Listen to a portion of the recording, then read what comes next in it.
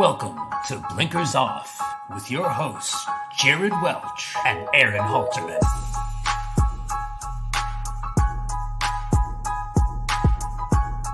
What is up? I'm Jared Welch. He's Aaron Halterman. It's not Thursday. It's Tuesday, April 30th. It's Kentucky Derby week, and this is Blinkers Off. What's up, man? Man, you're up. I like it.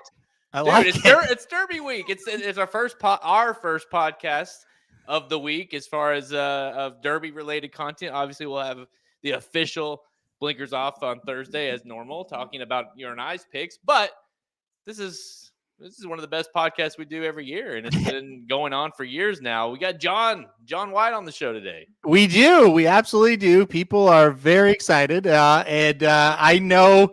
Well, no, I'm not going to spoil anything. I'm not spoiling anything. I know some people in the chat right now will be happy and some will be sad with his pick, but that's all I'm going to say. It's going to be a fun show. I think I've been thinking about this. I think this might be the best show we've done because there's a couple of really polarizing horses that it's so fun to talk about, and this is a very intriguing Derby. Right? Like every horse has its issues and they're fun issues to talk about. So I think it's going to be awesome.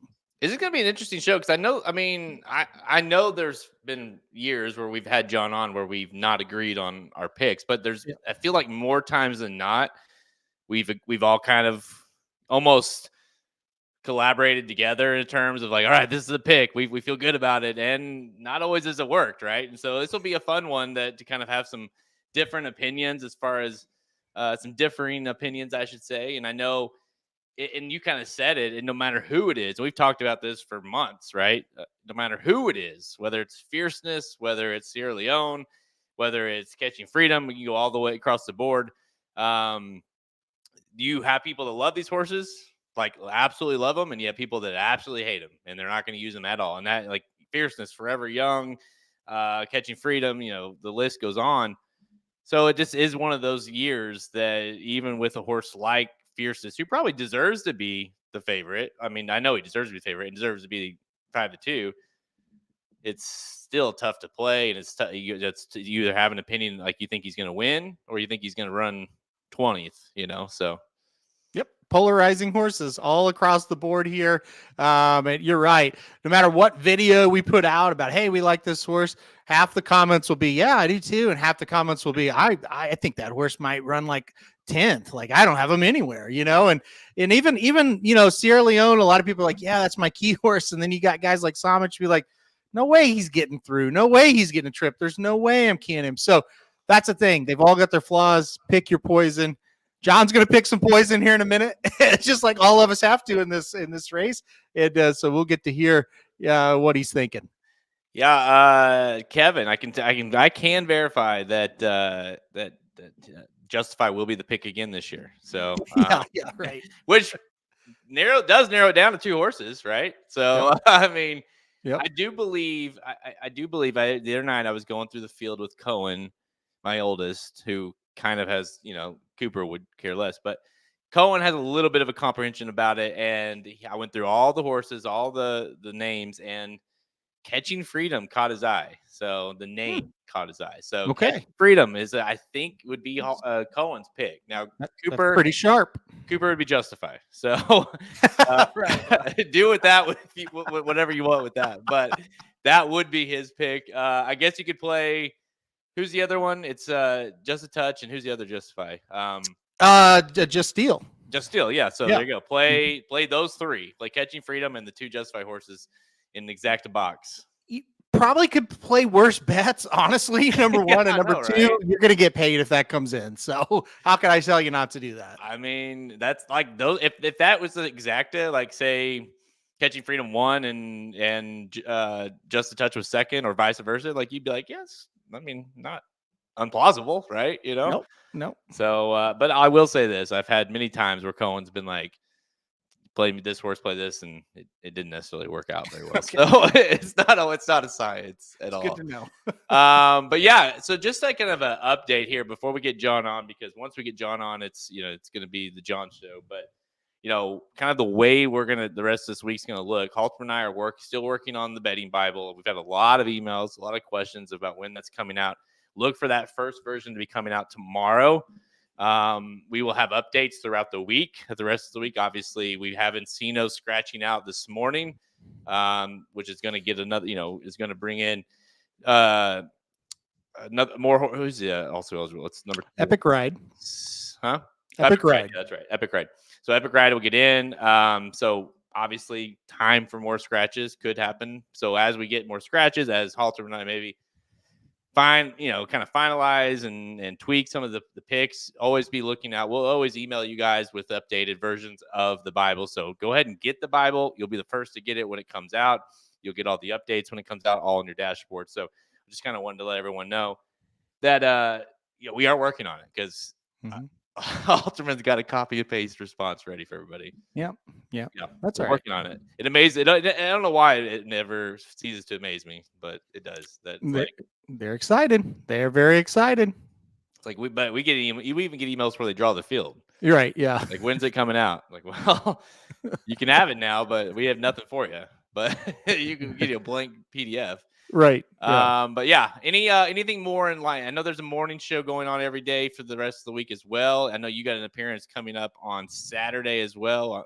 Kind of tell people a little bit where we can find us throughout the week. Yeah, Wednesday through Friday, I believe we'll have the morning shows. We'll be live for the Oaks on Friday. We'll be live for the Derby on Saturday. We haven't determined how long yet, but we will, cover a couple of races probably before both of those. And then, live on VSiN from 9 to 11 Central Time. That would be 7 to 9 Pacific Time. Patrick and I will be live doing that 2-hour show there on VSiN. So a lot coming up. But yeah, I mean, this is the biggie, and then it all goes downhill from there, right? Yeah, it's I didn't hear. What is the deal with Encino? They said some kind of soft tissue issue, 30 days off is what they've said. Yeah, that sucks. Mm-hmm. That sucks. All right, let's get to it. Today's show, guys, we're going to interview Jon White. I mean, he needs no introduction at this point. It's Anita, Delmar Morning Line, does the Breeders' Cup when it's out there. Morning Line maker, been in the game longer than most people listening to this have been alive. He's a journeyman. He's done everything you want to do. You've wanted to know. He knows. So this is the guy to listen to as it pertains to everything in racing, but especially the Kentucky Derby. So we'll get his picks, his strongest bets, some of his insights, some long shots he might like. Everything you need to know from Jon White as it relates to the Kentucky Derby coming up next. Let's go. All right, guys, we'll get to Jon in a second. But first, if you guys are looking to bet the Kentucky Derby, look no further than TwinSpires.com. That's we've partnered up with TwinSpires for the Kentucky Derby and the Triple Crown. Go to TwinSpires.com, enter promo code DUDES. You'll receive a 100% deposit match on your first deposit up to $200. $20 is required minimum.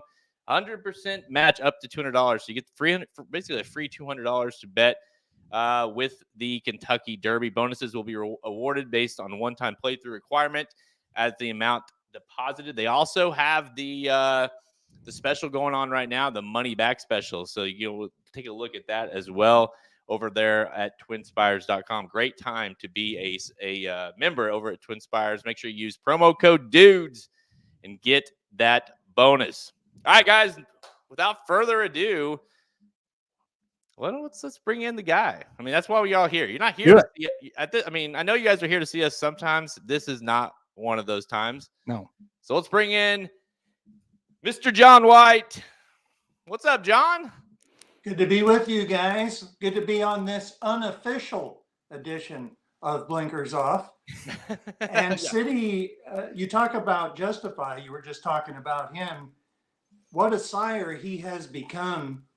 He's got a tremendously talented 3-year-old that will be making his first start of the year over in England this coming weekend by the name of City of Troy. I was hoping he would come for the Breeders' Cup at Santa Anita last year. He didn't, but they're talking about even possibly running him in the Travers later this year, which would be really exciting. So that's Justify. I mean, he's got 2 horses in the Kentucky Derby, and he's got a superstar over in England.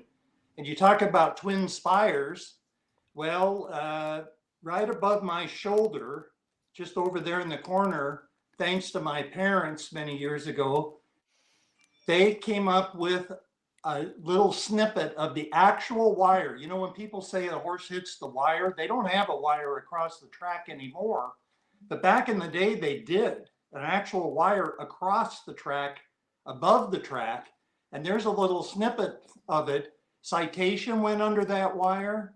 Secretariat went under that wire. Seattle Slew affirmed. And the last year before they took the wire down, because technology made it they didn't need the wire, was 1994. And that was my one and only Kentucky Derby that was won by Gopher Gin. So kind of a very special memento here in my house. Well, you know, just speaking of Justify, you know, when we went and saw, as you know, we went and saw Justify here the last couple of weeks ago, I guess, and got to see Justify at the farm, and it was amazing. But and Pharaoh, I should say. But one thing that amazed us was, like, what was it, Halterman? Like, Pharaoh was his breeding number was like down to like 50 I think, or something. Yeah. Mm-hmm. And Justify is over 200K a pop. Mm-hmm. Just like that. And then you just mentioned a superstar horse over there, and like just the way they said it was like 100, 150, and then he popped at the Breeders' Cup, had what, two winners maybe at the Breeders' Cup, and they said, okay, it's 2. And it's private too, so it's kind of like whatever they want. Yeah. But it's just insane to me how fast. I mean, we knew he'd be a good sire, but just how good of a sire he's already been is crazy. Well, just to tie it together, Justify and John talk about City of Troy, who I'm excited to see. His trainer, Aidan O'Brien, City of Troy's trainer, Aidan O'Brien, said Justify's got a chance to be one of the best sires ever. And he wasn't just talking about the United States. He was talking about all over the world. He has a chance to be one of the best ever. And for that guy to say that, John, is pretty incredible. It really is. And I mean, like I say, the thought that they are even contemplating bringing him here to the Travers Stakes, I mean, wow, that in itself. But look, Justify was a phenomenal horse. He was a tremendous talent. You know, I remember Bob Baffert telling Darren Rogers, who heads up the publicity there at Churchill Downs. And when Justify was a 3-year-old, Bob Baffert, and I can tell this story because Darren Rogers told it on his own radio show that's on in Louisville. But he asked Baffert who was better, American Pharoah or Justify? And Baffert says, well, I'm just going to put it to you this way. Let's say I'm robbing a bank and I have a horse tied up and I got to make my getaway. I'm going to have Justify sitting outside the bank. So I thought that was very interesting. And that's no slight to American Pharoah in any way, shape, or form. It's another one of those you could go either way. But that was pretty interesting. I thought it was even interesting that Bob would be willing to say that, because usually what you get is, oh, I don't want to pick between the two. Yeah. And it's like picking who's your better child or whatever. So, I mean, he actually came up with that scenario of robbing the bank. It's speaking, I guess that'll be a good transition. 2 horses that have won the Kentucky Derby, American Pharoah and Justify. As we head into this year's 150th, I'll bring it up here on the screen. As we bring you guys in here to see the field, obviously we do have a scratch with the 9 Encino Epic Ride being going to jump in there to the 21 spot. So still a full field of 20, John. But as we look at the post positions here and the horses that are entered into Kentucky Derby 150, kind of, I guess the first things is what are your initial thoughts of just the general crop of the year of the race, and kind of as they've built in? Do you think that we're getting some momentum with some of these horses that are kind of coming into to the race as good as they've been all year, and maybe we're going to see a big performance? Well, we might. I mean, certainly Fierceness is capable of a big performance, as we've seen from his career debut, as we saw in the Breeders' Cup, in which I bet him. I made him 6-1 on the morning line. He went off at 16-1 that day. And my thinking, why I made him such a low price on the morning line was, and why I bet him, was we're not talking about idiots when we're talking about Mike Rapoli and Todd Pletcher.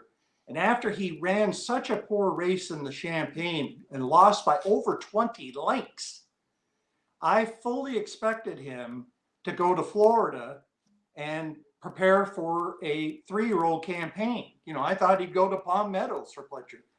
Bingo, he shows up at the Breeders' Cup off that real horrible performance. Yeah. That in itself tells you something. You're not going to see that in the racing form. You got to kind of connect the dots on that.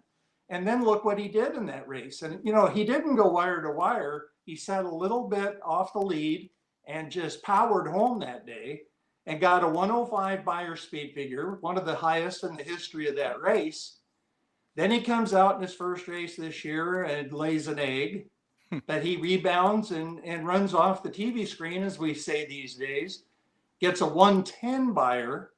And, you know, if he runs anything like a 110 Beyer in this race, we all know it's over. Now, the way I'm looking at the race, I think that either Fierceness or Forever Young is going to win this race. That's just the way I see it.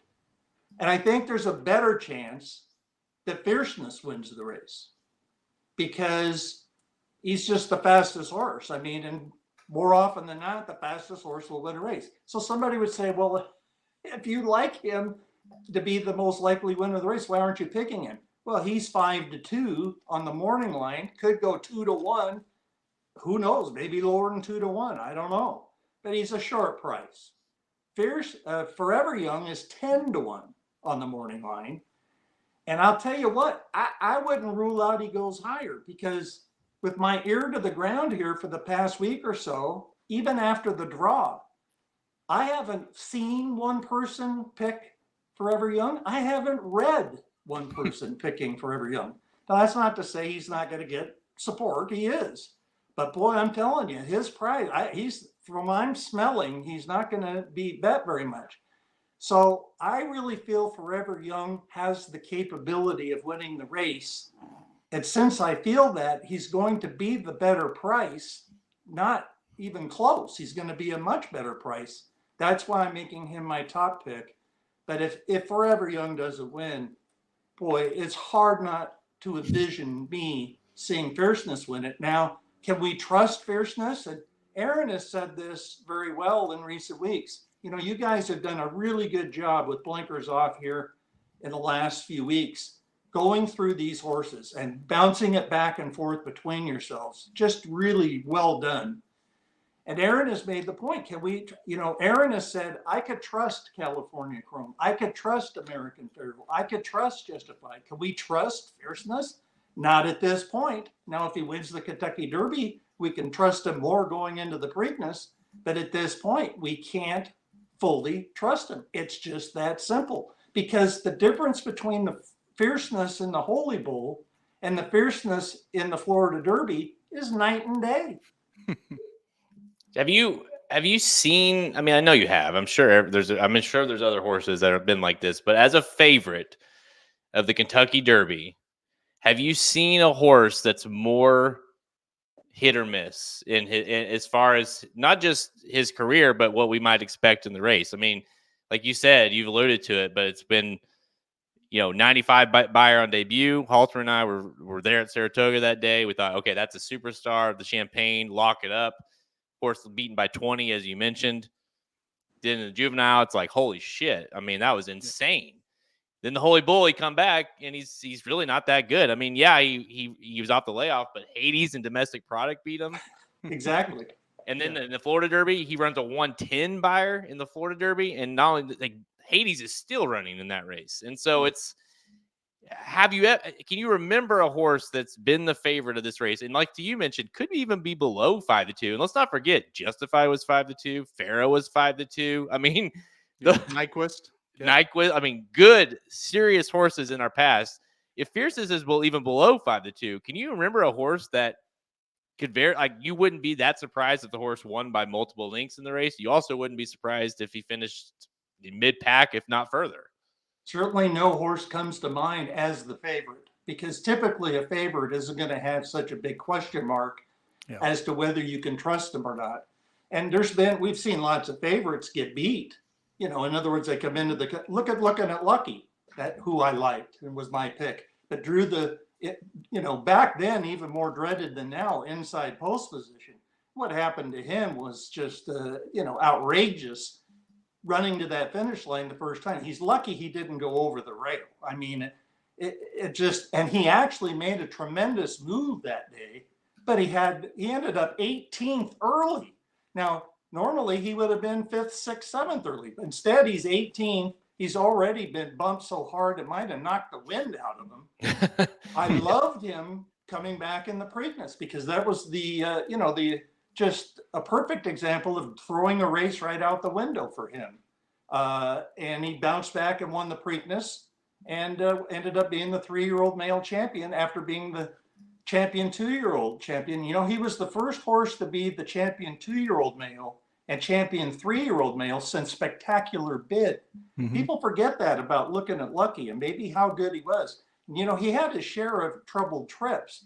You know, he got annihilated in the Arkansas Derby, for instance. So, you know, in fact, they ended up changing jockeys on him for the Preakness. But no, I really don't remember a case like this. But that's part of the charm of the Kentucky Derby. Each Kentucky Derby is its own entity. I mean, it brings all these dynamics, different thoughts. And it's partly why it's fun to try to pick the winner in the race and why it's hard to pick the winner in this race. You know, even when we pick horses like American Pharoah and Justify, or as Aaron has said, California Chrome, you know, horses that look good coming in and they get the job done, you know, you never know. Look, Secretariat, when I was young, you know, he was like a win machine and was, you know, I wrote in my high school paper in March, he would win the Triple Crown. And people were, you know, after he won the Kentucky Derby, kids were congratulating me in the hallway like I'd won the football game or something. Hey, great pick of that Secretariat. But the thing people forget about Secretariat, he was bouncing back off a loss in the Wood Memorial when he finished 3rd behind his stablemate Englelight, and Sham finished 2nd. Hardly anybody ever remembers that Sham, poor unlucky Sham, who had the bad luck to be born the same year as Secretariat, and, you know, ran a Kentucky Derby under 2 minutes and got beat. You know, they forget that he beat Secretariat in the Wood Memorial. And as I say, that was 2 weeks before the Kentucky Derby, not 3 weeks, a month, 5 weeks. It was sitting right on the Kentucky Derby. And Secretariat not only rebounded, he came from dead last, broke the track record, still stands, went to the Preakness, made the most amazing early move in a race I've ever seen in a major race. And listen, I talked to Lafitte Pink-Eye Jr. about that, who was on Sham years later. And I said, what did you remember about that Kentucky Derby with Sham and Secretariat? And he just shook his head and he says, turning for home when I went by Shecky Green, who was the champion sprinter that year, not the champion 3-year-old sprinter. He was the champion sprinter that year. And he was the pace setter in that Derby. And Pink-Eye went by Shecky Green easily and opens up. And Pink-Eye says, I know I'm going to win my first Derby. I'm positive. And he says, before just the minute I think that, I look over and here's Ronnie Turcotte riding by me in a hand ride. Pink-Eye's going to the stick left-handed, asking Sham for his life. And Secretariat's just toying with Sham coming down there. And like I said, Sham ran under 2 minutes that day. So I said, Lafitte, what do you remember about the Preakness? And he just shook his head again. He goes, we go into the clubhouse turn, and he says, Secretariat goes by me, you know, with a rush. And he goes, I'm a cinch. No horse can do that on the first turn and win a Preakness. And if you go back to YouTube and watch that Preakness, Pink-Eye makes a big move, turning for home and gets within 2.5 lengths of Secretariat. And you think he's going to go on. And Pink-Eye says, I get within 2.5, and Turcotte's just toying with me down the stretch again. So, you know, there's a case where, and then if I had $1 for every time somebody in those years said a bold ruler, a son of bold ruler can't possibly win the Kentucky Derby at a mounted quarter, he doesn't have enough stamina, I'd be retired now for sure, because I would have made millions of dollars. People were saying that all the time. And of course, Secretariat not only had the stamina to win the Kentucky Derby, but in the Belmont, he also ran the fastest Belmont in history, ran the fastest Preakness in history, the fastest Derby in history, wins the Belmont by 31 lengths. And the reason for that was because they screwed up the time in the Preakness, and he got robbed of that. And with technology, when they went back a few years ago to take a look at that and see if it was correct, they found out he ran even faster than the racing form had clocked him. And the racing form had put their own time in the chart, which was very unusual for them to do that. But they had such a disagreement with the official time. That official time was so far off, it was ridiculous. I mean, so the electronic timer had failed that day. But I'm always thankful to that clocker at Pimlico, the official clocker, for putting up such a lousy time for Secretariat, because that's what set the table for the Belmont Stakes. And for Turcotte, normally, especially in those days when we had handicaps and you were worried about having to pick up a lot of weight as you would win races through the years, and Turcotte would have taken Secretariat and just wrapped up on him. And instead, he was pumping on him. And I interviewed Turcotte once about that, and I said, what were you thinking coming down the stretch? And he says, I was thinking we're not going to get robbed of another track record. So that's why he rode Secretariat like he did. And I said, did you look to the infield to try to see the time? And he says, yes, I was looking at it because we were running against the clock. So, I mean, these are the things about the Kentucky Derby, to where here's Secretariat 2 weeks before the Kentucky Derby, stubs his toe or has a hiccup, and then ends up becoming the first Triple Crown winner in 25 years. And you guys were there for Faro. And what a momentous moment in this sport. And for you guys to have been there, I mean, that's just the thrill of a lifetime. That was a 37-year drought. That was a 25-year drought to Secretariat. Believe me, people were saying the foal crops are too big and this and that. We'll never have another Triple Crown winner. And of course, when we got to American Pharoah, a lot of people were saying we're never going to have another one. When we had one with Secretariat, we came right back with Seattle Slew in 1977, and then in 1978 with a firm. So we had three in the 1970s. And Little Current, who was in the 23-horse Demolition Derby, as I call it, because it was a complete rodeo. And poor Little Current was annihilated in that race. He finished up the track, but came back and won the Preakness by 7 lengths, the Belmont by 7 lengths.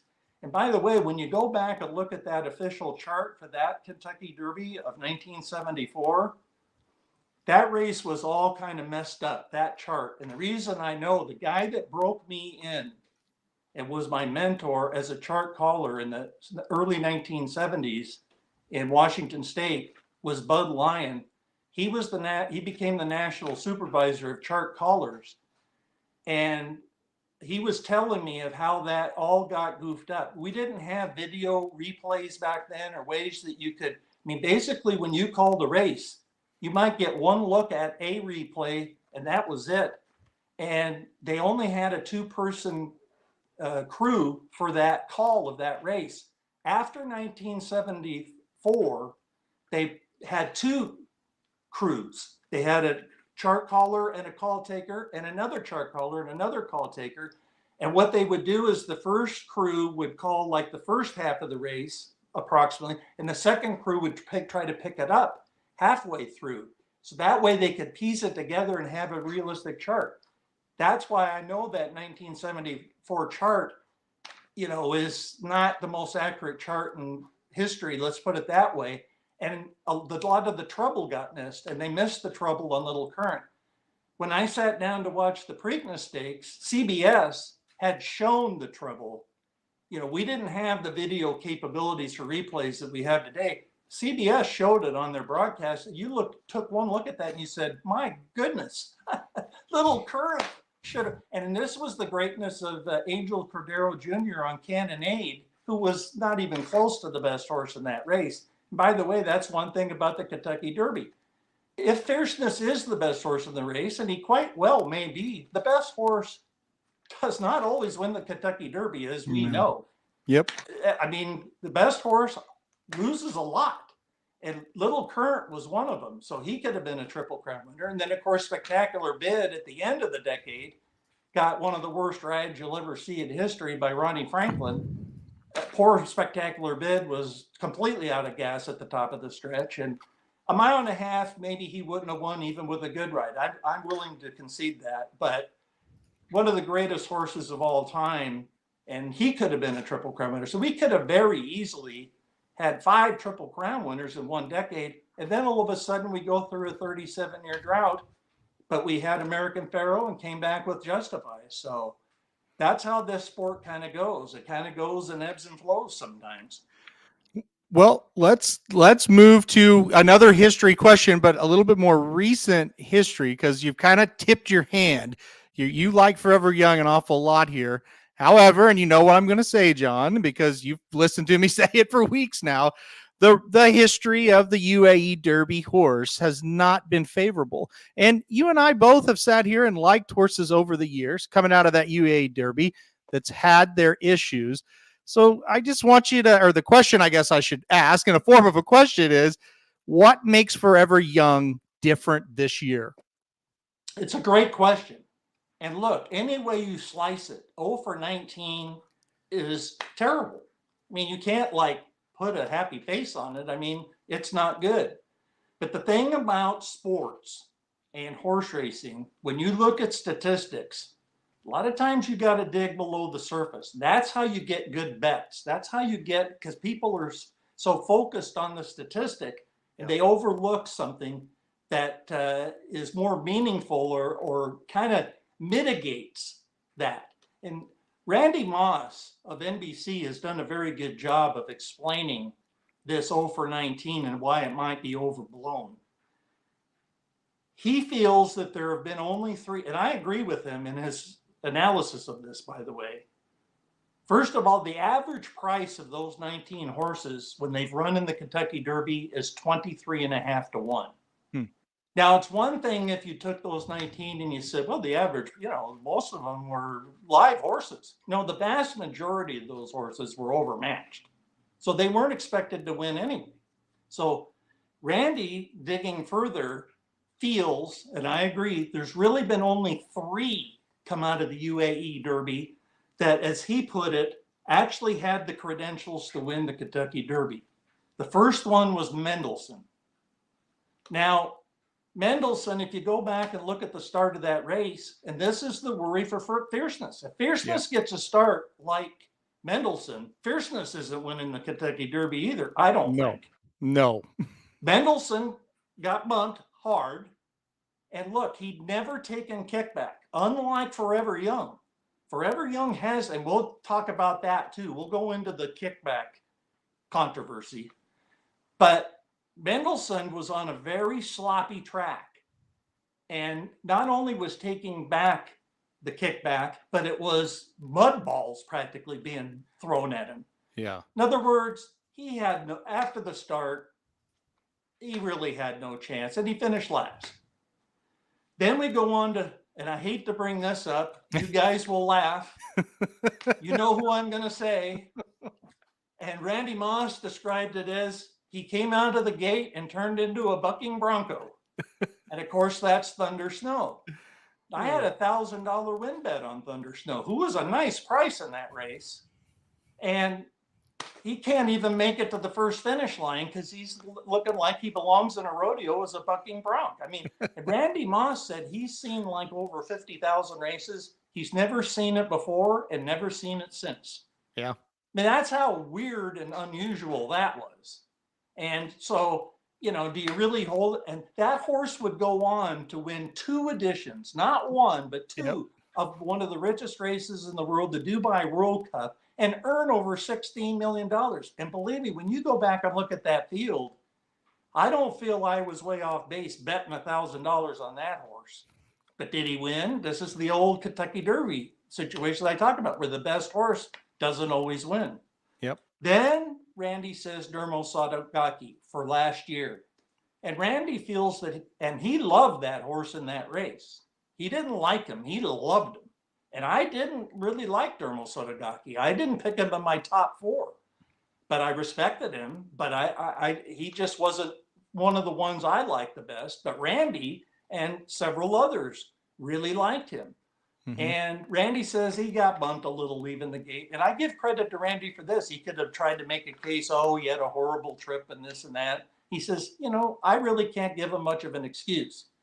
So that's the one horse out of 19 that Randy says that you fit. So Randy says to him, And I don't think this is really off base.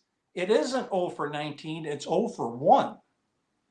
And that's kind of an interesting way to look at that, I think.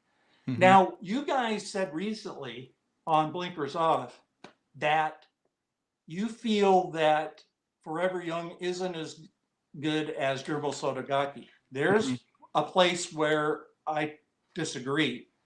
I think he definitely is better than Dermo Sotogake, and the Thorograph numbers indicate that. When Dermo Sotogake ran in the Saudi Cup, he finished third. So that was a race he didn't even win, a race that Forever Young won. And he not only won, but the trainer after the UAE Derby said he didn't ship well to Saudi Arabia from Japan. Of course, people are worried about the shipping. We'll get into that too. Well, let me just say right now about this shipping business. You know, I'm not going to say, I have a good friend who has emailed me and said, there's no way that Forever Young can win. He's had too much traveling.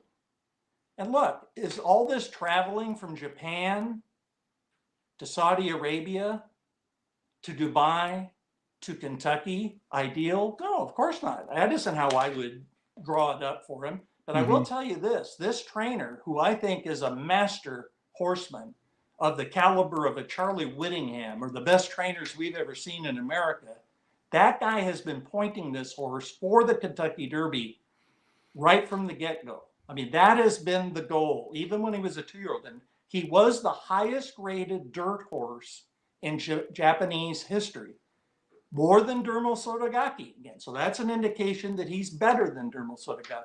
Now, Dermo Sotogake ran faster in the UAE Derby, was more impressive when he won it. But his Thorograph number in the UAE Derby was a 1.5. With Thorograph numbers, the lower the better. They're the opposite of Beyer speed figures.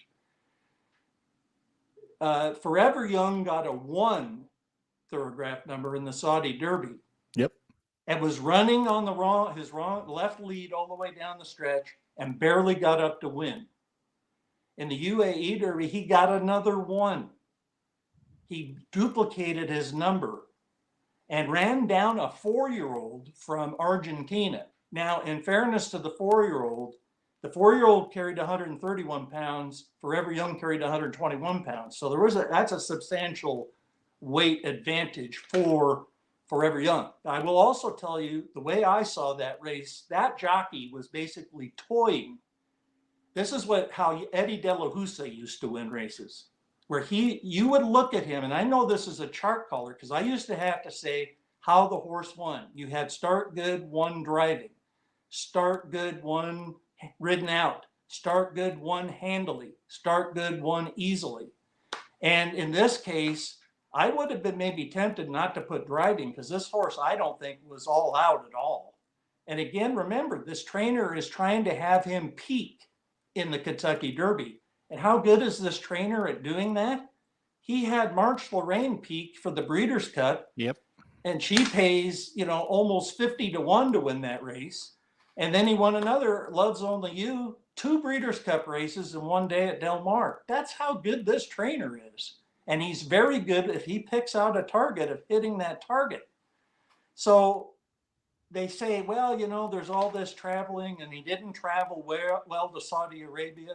But he did travel better to Dubai, and there hasn't been talk of how he didn't travel well to America. And he might be you could look at it the opposite way. Maybe he's getting more used to the traveling. I know that when I first got on a plane to fly, which was from my hometown across the state of Washington to go to the races when I was in high school, and I got on a Hughes Air West plane, and my ticket was like $25 one way because I didn't buy a round trip ticket because I wasn't sure I'd like being on a plane. So I ended up catching the bus back to my home the next day. But, I got more accustomed to flying as I did it, so you could say that's a possibility with him anyway, that the more he's been traveling, the better it's going to be for him. So, and the people that say the traveling is taking too much of a toll on him, they act like, Jared, And Aaron, they act like he's had to swim across the Atlantic Ocean, land on the East Coast, and walk to Churchill Downs for this race. I mean, that's the way they act about this traveling. I mean, they act like, now, as I said, is it something that to be totally ignored or what? No, because it could come into play. But I'm just saying it might not come into play here too with him. So that is something. But as I say, I think he is a better horse than Dermal Sotogake. And I especially think that going, I think he's more cut out for a mile and a quarter than Dermal Sotogake. But Dermal Sotogake was good enough to finish second at a mile and a quarter in the Breeders' Cup Classic last year. And he was behind Wadabario, but he beat Senor Buscador. He beat Ushba Tesoro. And by the way, Steve Askin of Secretariat.com, who does a fantastic job in the lead up, he was with the Blood Horse for years. He was with the Racing Form for years. Believe me, he's one of the guys I respect the most in this game by far. He's made the point that in that Saudi Derby, Forever Young basically ran time comparable to Senor Buscador and Ushba Tesoro, who ran 1-2 later in the day in the richest race on the planet, the $20 million Saudi Cup. And those are older horses. They're older stars. Now, I would ask the two of you, wouldn't it be quite an advantage for one of those two horses as older horses to be in the Kentucky Derby? Wouldn't you? I would like Senor Buscador. If he was in this race, I'd be very tempted to pick him and bet on him. Same with Ushba Tesoro. The thing about Forever Young, if he's running basically the same time as those guys, that tells you he has a real license to win this race. Yep. So let's go into, because I am, I've brought up the kickback. I think a lot of people have brought out the kickback. So what do you think of the kickback situation? Is it overplayed? I think you've kind of alluded to that a little bit, but also, we've talked a lot about this group, meaning that it seems like even a horse like Fierceness, he needs to break really well. He needs to stay out of trouble. He needs to get clear.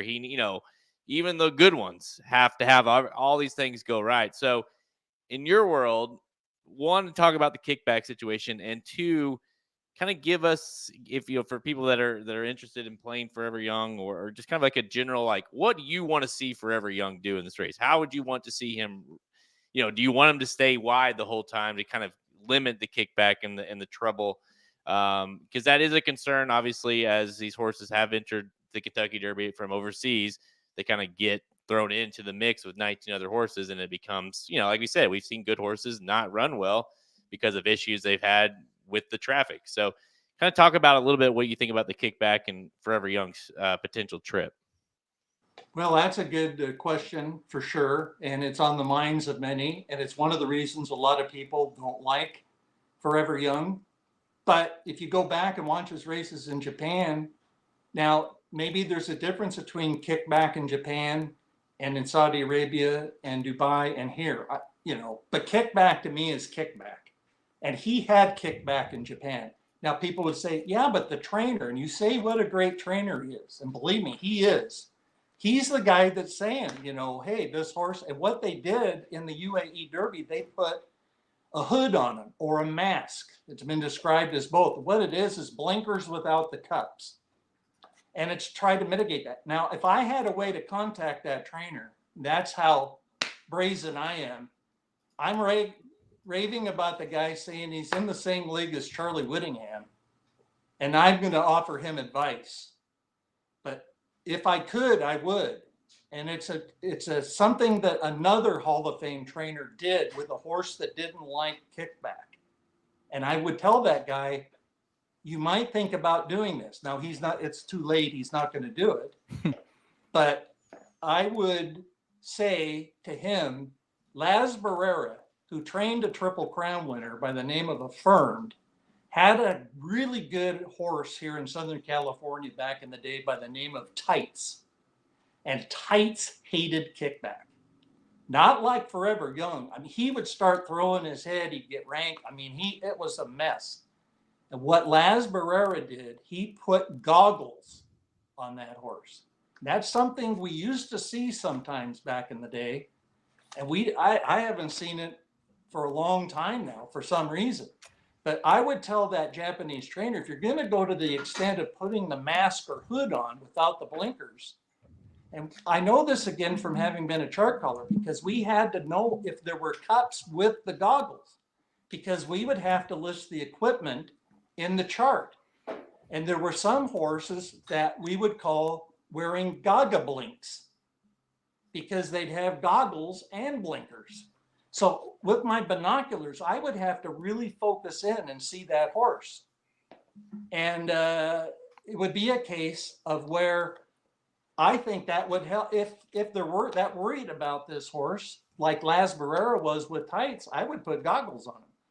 But the key here to me is that he has taken the kickback and won. And another thing about this horse, guys, there are certain things you can see in horses that show you they're special. And one of the things with this horse right here is he's won on 5 different tracks, 5 different surfaces in 3 different countries. And he's won his races in different ways. He's been close to the pace, in mid-pack, and come from way back. You know, in other words, when you start seeing horses, has Forever Young showed that kind of versatility, that he can come from way back or mid-pack? No. And he's the big favorite. Right. This horse has shown he can do that. Now, is he as fast as Fierceness? Well, no, not the fierceness, the fast Fierceness that we know of. But like we say, we can't trust him to run that fast race. And by the way, one of the reasons I'm bold enough, and I consider picking against Fierceness to be kind of bold, but I'm doing it for value, is the fact that back in 2005, I was willing to not pick a horse that went into the Kentucky Derby, not off a 110 buyer, not off a 115 buyer. He went into the Derby off a 120 buyer. He'd won the Wood Memorial by a block. And his name was Bellamy Road, and he raced for George Steinbrenner, owner of the New York Yankees. And obviously a 120 will win the vast majority of Kentucky Derbies. But I was willing to pick a horse by the name of Closing Argument. You know what he went into the Kentucky Derby with? An 88 buyer. He had been beaten in the Bluegrass Stakes. And you say, what, were you crazy? Well, you know, I was willing to take a shot with him because he was going to be a big price, and he was a lot bigger price than Forever Young will be. Forever Young's 10-1 in the morning line. Closing Argument went off at 71-1. And why? So you say, why did you pick him? Well, I picked him because I felt he had a pretty good chance to be first or second with 1/8 of a mile to go. And 93 to this day, out of the last 61 Kentucky Derbies, 93% of the winners have been first or second with 1/8 of a mile to go. 93%. Since 1961, there have been only 4 horses that weren't 1-2 with 1/8 of a mile to go. Giacomo was one. Rich Strike was one. Animal Kingdom was one. Mm-hmm. And there was one other. So there's been 4 that have done it in the last 61 years. So I'm feeling, now that's one reason why I say I feel the winner's going to be either Fierceness or Forever Young, because I think Fierceness has he's got the best chance probably of anybody to be first or second at the 8th pole. But we also know he could be 15th by then at the 8th pole if he doesn't show up, which we've seen him do. If Forever Young, I feel, has that capability to be 1-2. Now, what happened with Closing Argument? I was right. He was in front at the 8th pole, and he led the entire final furlong until Giacomo got up in the last jump and beat him a half length. But it's still one of my proudest picks in the Kentucky Derby because my horse paid $70 for a $2 place ticket. That's way more than most winners pay. A Fleet Alex finished 3rd in that race, and he was coming off a big win, and he was probably the best horse of that crop. So once again, what are we saying? The best horse perceived going into the Derby was Bellamy Road. Did he win? No. And he did come out of the race with an injury. So that helps explain what happened to him. What about a Fleet Alex? He finished third. He came back and won the Preakness and then won the Belmont. He was the best horse that year, but did he win the Derby? No. So that's why it's not all that brave to try to take a stand against a favorite in the Kentucky Derby. And I'm certainly willing to say Fierceness, if he wins, that doesn't surprise me, and I could have been like most people and picked him. But I really feel this is a golden opportunity. When you look at the whole situation here with Forever Young, a horse that's never lost. The people talk about Sierra Leone, he's lost. Now only by a nose that he ran a great race that day. But, the problem with Sierra Leone, the problem with Catching Freedom, and the problem with Honor Marie, all three of those are dubious to me to be first or second with a furlong to go. Because in their recent races, they've been fourth, fifth, sixth at the 8th hole. Now they're going even further. They need to win, to make that move early enough to be first or second with an 1/8 mile to go. Now, in fairness to Sierra Leone, he was in front at the 8th hole in the Remsen. So that suggests to me he does have the possibility. But from what I've seen of him in his 2 races this year, in a 20-horse field, and that's the thing that changes the whole dynamic here for the Kentucky Derby. We're not talking about the size of the field in the Remsen. We're talking about a 20-horse cavalry charge in which horses with the style, and by the way, that to show you how unlucky I was to lose with closing argument, the winner, Giacomo, received one of the greatest rides in Kentucky Derby history by one of the great riders of all time, Mike Smith, who came from, practically last in the field of 20. And when they showed the isolated replay on him, never had 1 inch of trouble in that entire race. And Giacomo just has like one slight steady somewhere.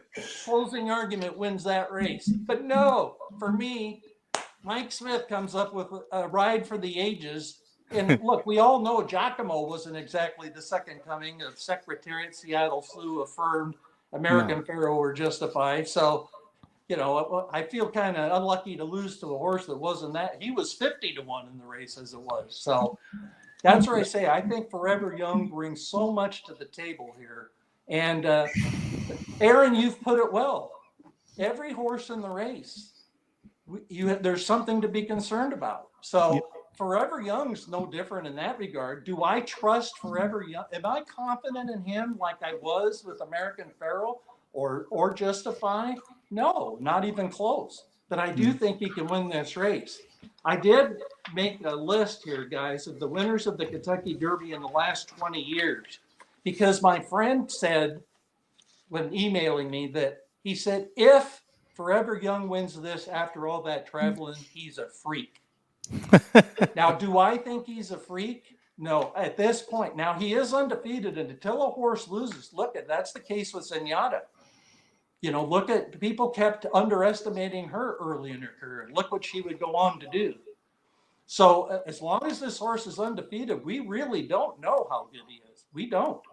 But do I think he's as good as such Kentucky Derby winners in the last 20 years as Smarty Jones? No. Barbaro? No. Street Sense? No. Big Brown? No. I'll have another. I'd say no. California Crow? No. American Pharaoh? No. Nyquist? No. Justify? Go. So I don't think he's as good as those horses. But does that mean he can't win this Derby? No. I think he might be as good as Animal Kingdom. I think he might be as good as Authentic. And I'm pretty sure he is better than such Kentucky Derby winners in the last 20 years as Giacomo, Mind That Bird, Super Saver, Orb, Always Dreaming, Country House, Mandaloon, Red Strike, and Mage. In other words, he could have won any of those derbies. Mm-hmm. So, I mean, right there tells me I'm willing to take a shot on him at the price he's going to be. All right, so I want to we're going to segue into Fierceness here as the Derby favorite, but I want to first ask you, well, one, by the way, I was thinking about this a second ago. All the talk on the 17 hole for Fierceness. No, we have that. He's not 17 anymore. He's 17 horse, but he'll break from 16 now. That's right. Because of the scratch of Encino. So there you go. There's another caveat, right? If he were to win, we'll still say, well, the 17 post has not won. But I thought about that for a second. So that's something to keep in mind, everybody. But one thing that when I was going through and previewing and doing videos and stuff, and is like saying when I would give my spiel about Sierra Leone or whoever, I would caveat by saying, listen, this is like he can win, but this is all based on the fact that Fierceness does not run his race. And so I wanted to kind of segue into Fierceness a little bit with you and kind of say, I know you love Forever Young. That's your pick.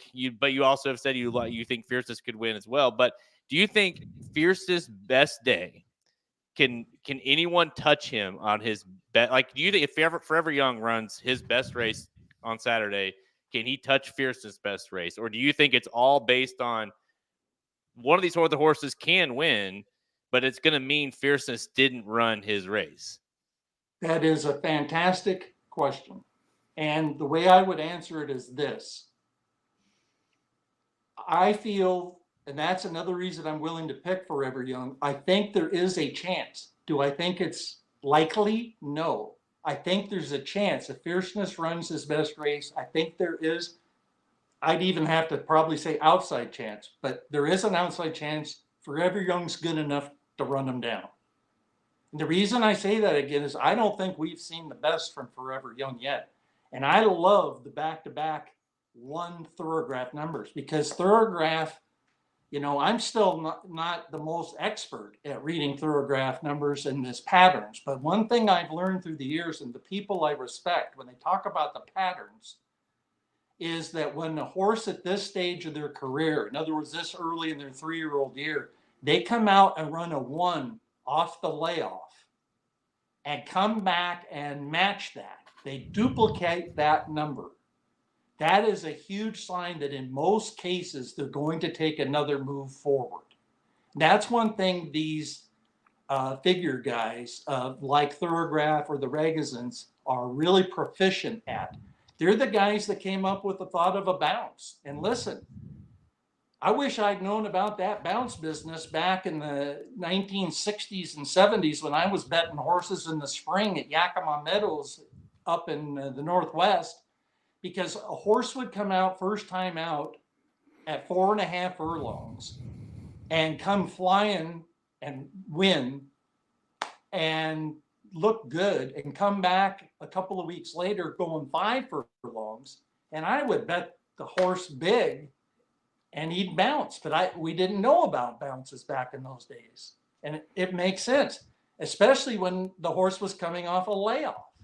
So in other words, Forever Young had every right to take a step back in the UAE Derby. Instead, he held his number.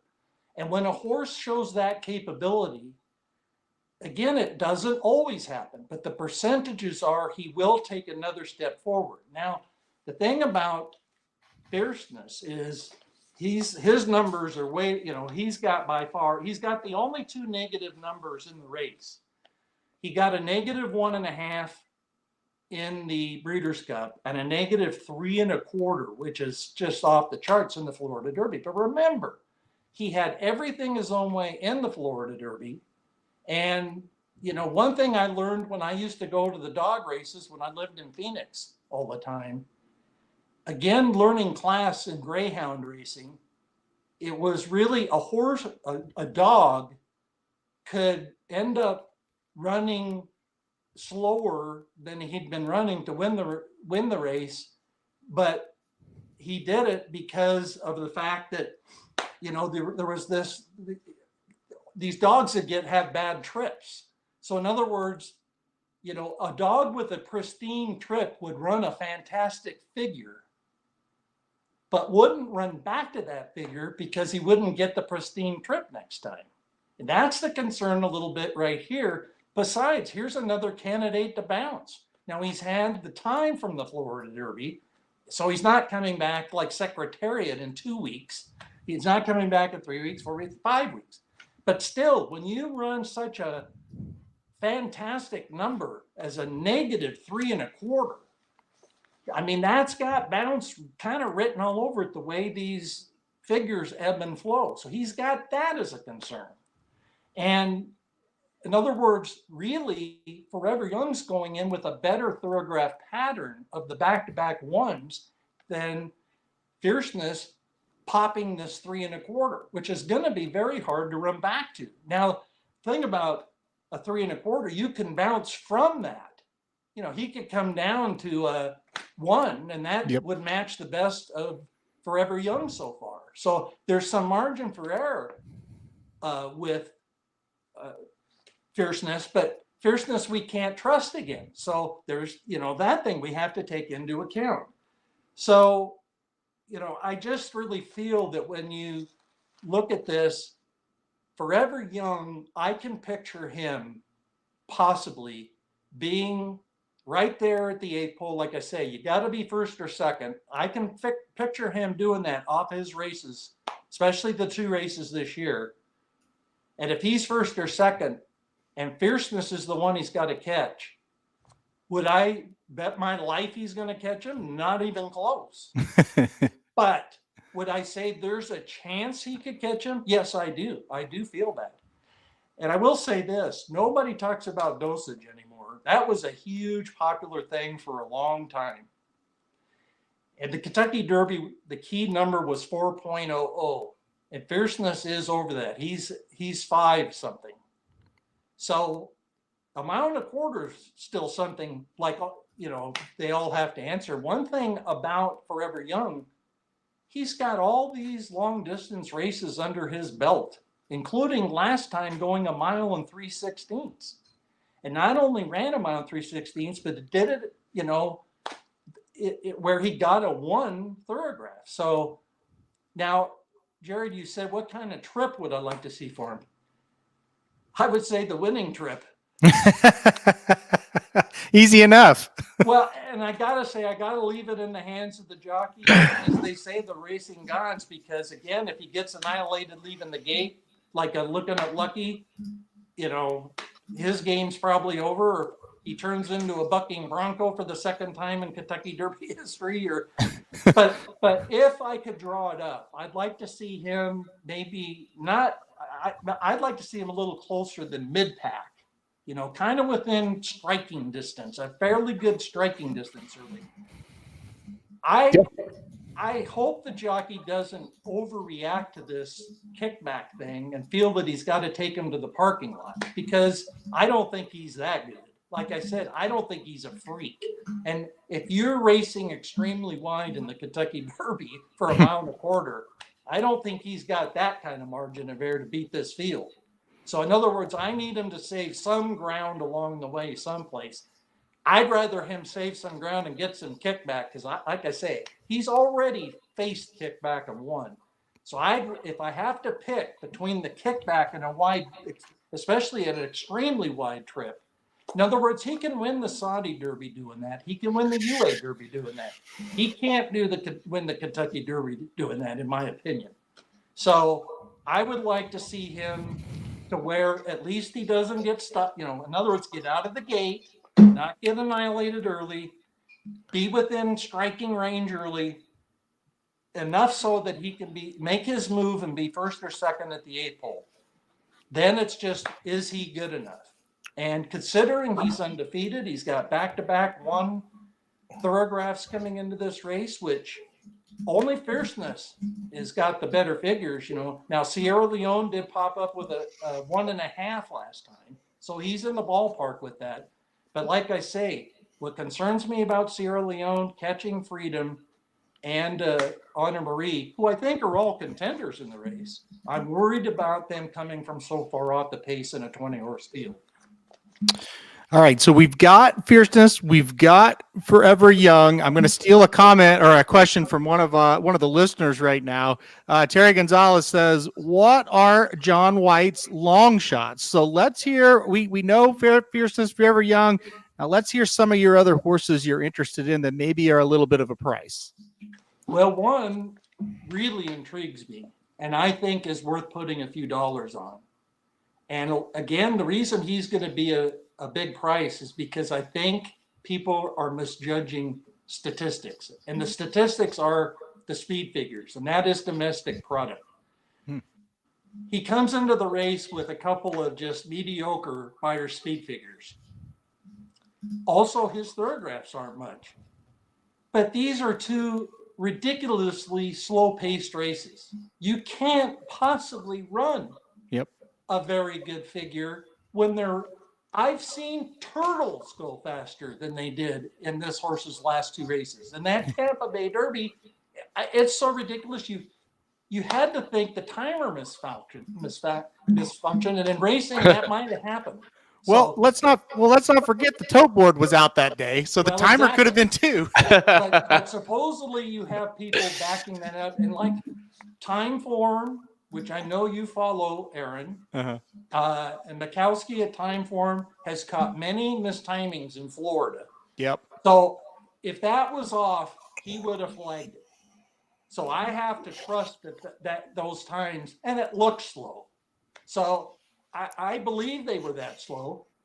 And so I give him credit to do what he did. And, I know that Brown has been very high on him all along.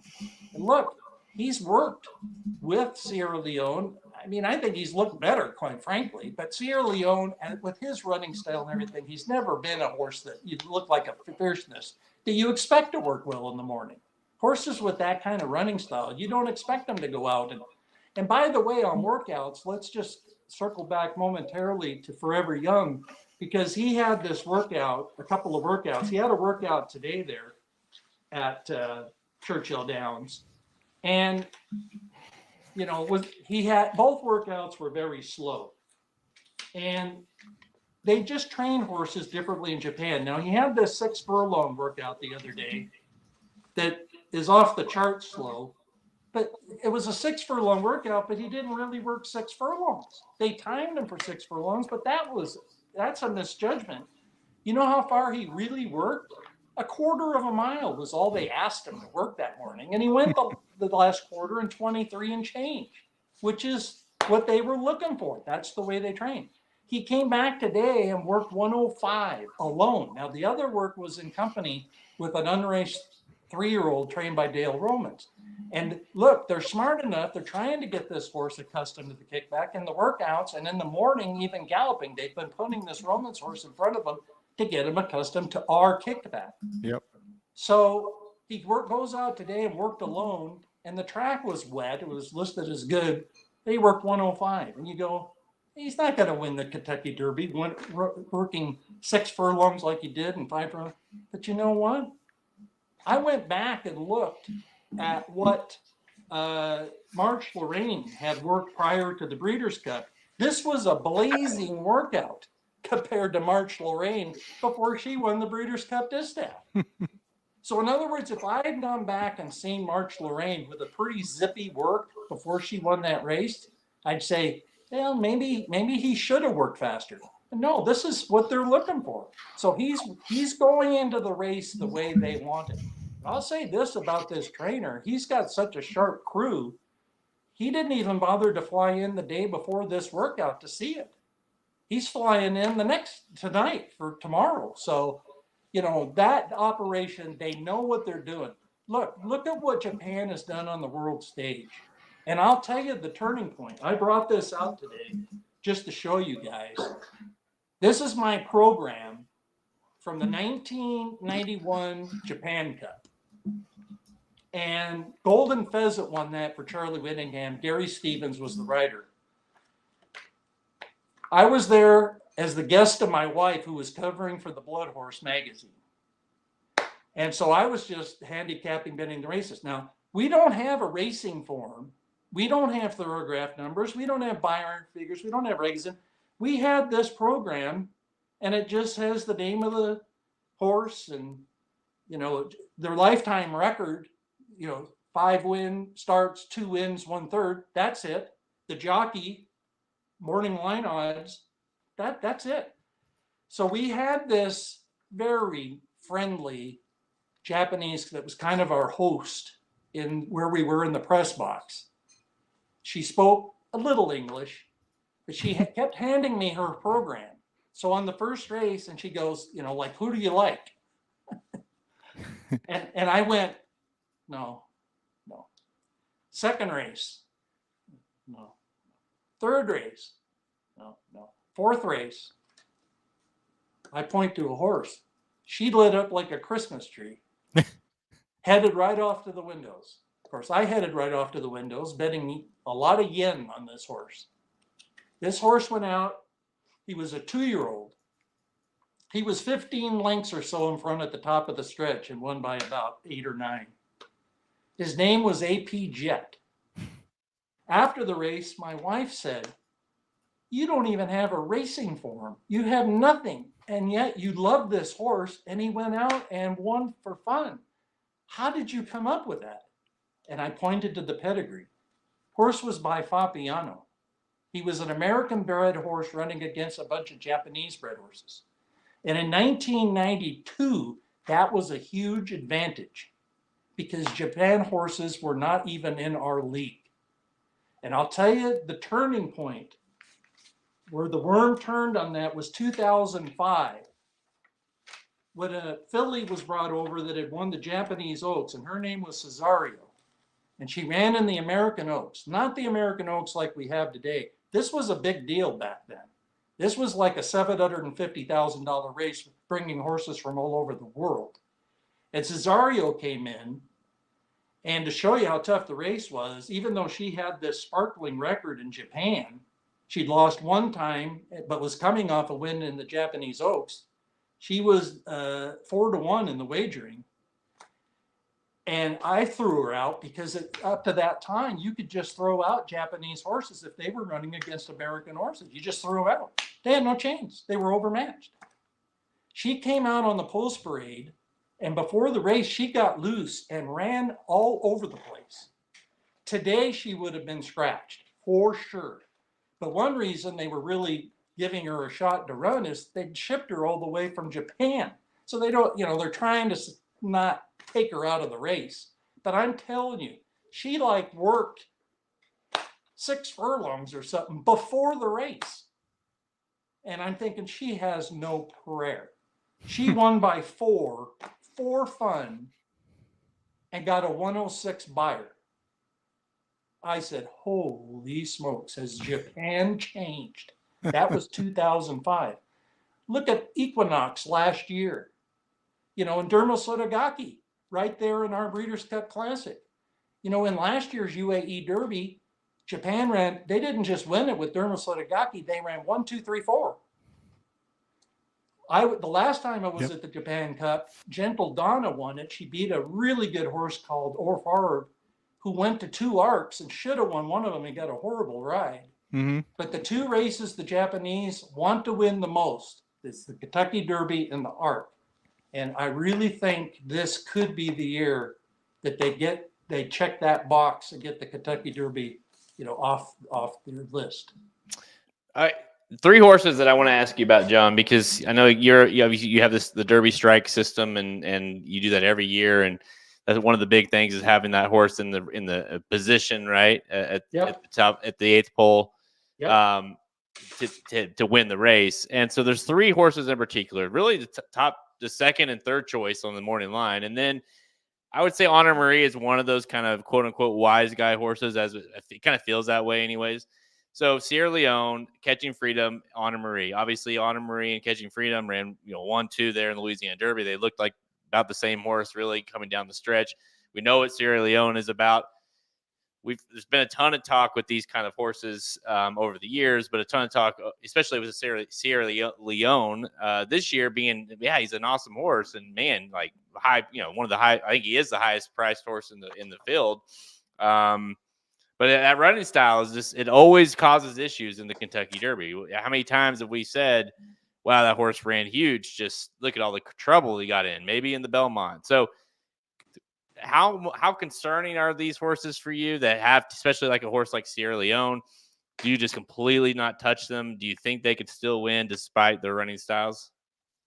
Well, all 3 of those horses, Sierra Leone, and I've mentioned it before, Catching Freedom and Honor Marie are a concern to me because of that 8th pole history.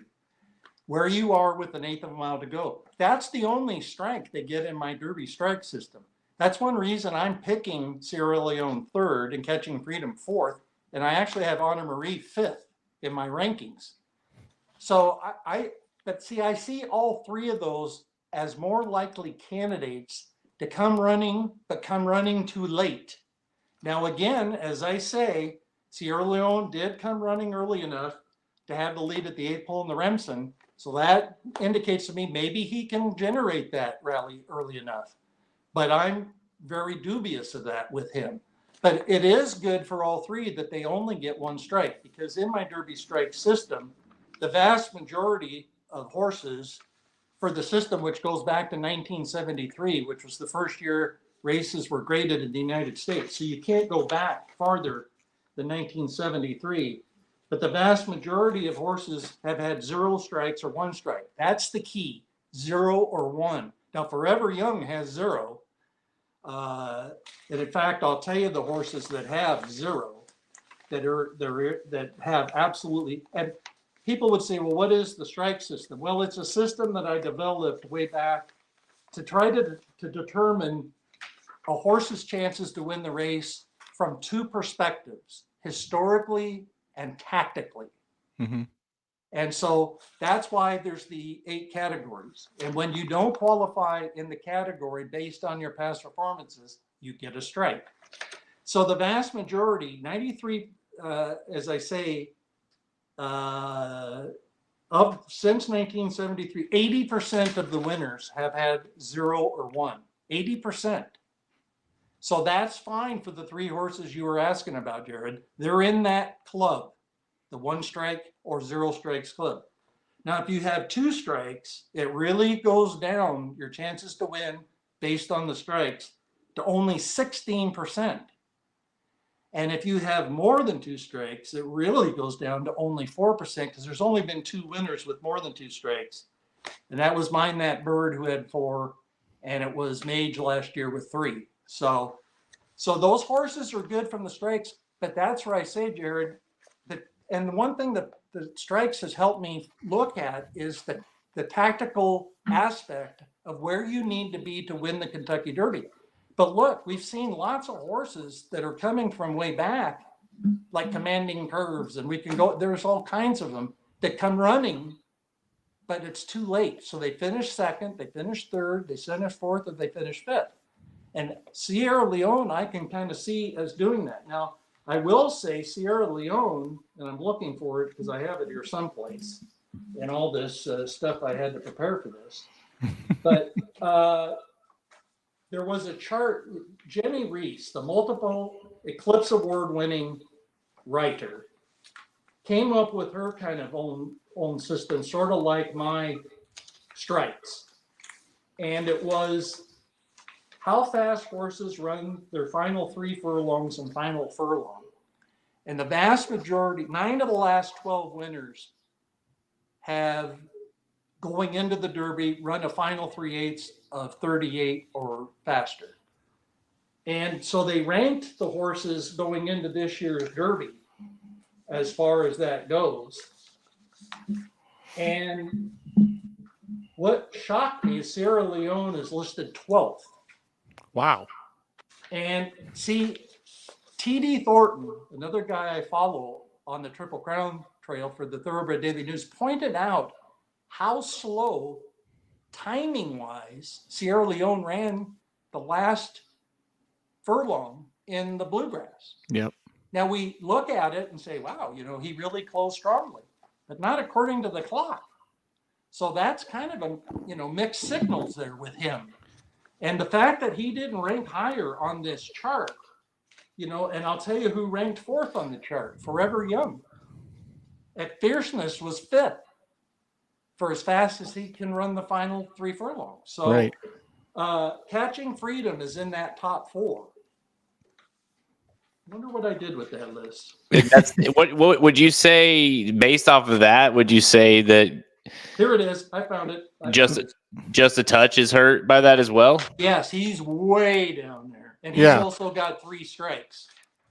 So he's not he's above the 2 strikes. He's in that 4% category. But we had a 4%, Mage won it last year. Yeah. But Just a Touch is ranked 12, 13, 14, 15, 16, 17, 18, 20. Wow. Now here's the top 12 as far as their final 3/8 time and final 8 time for these rankings as they look at it. Domestic product first.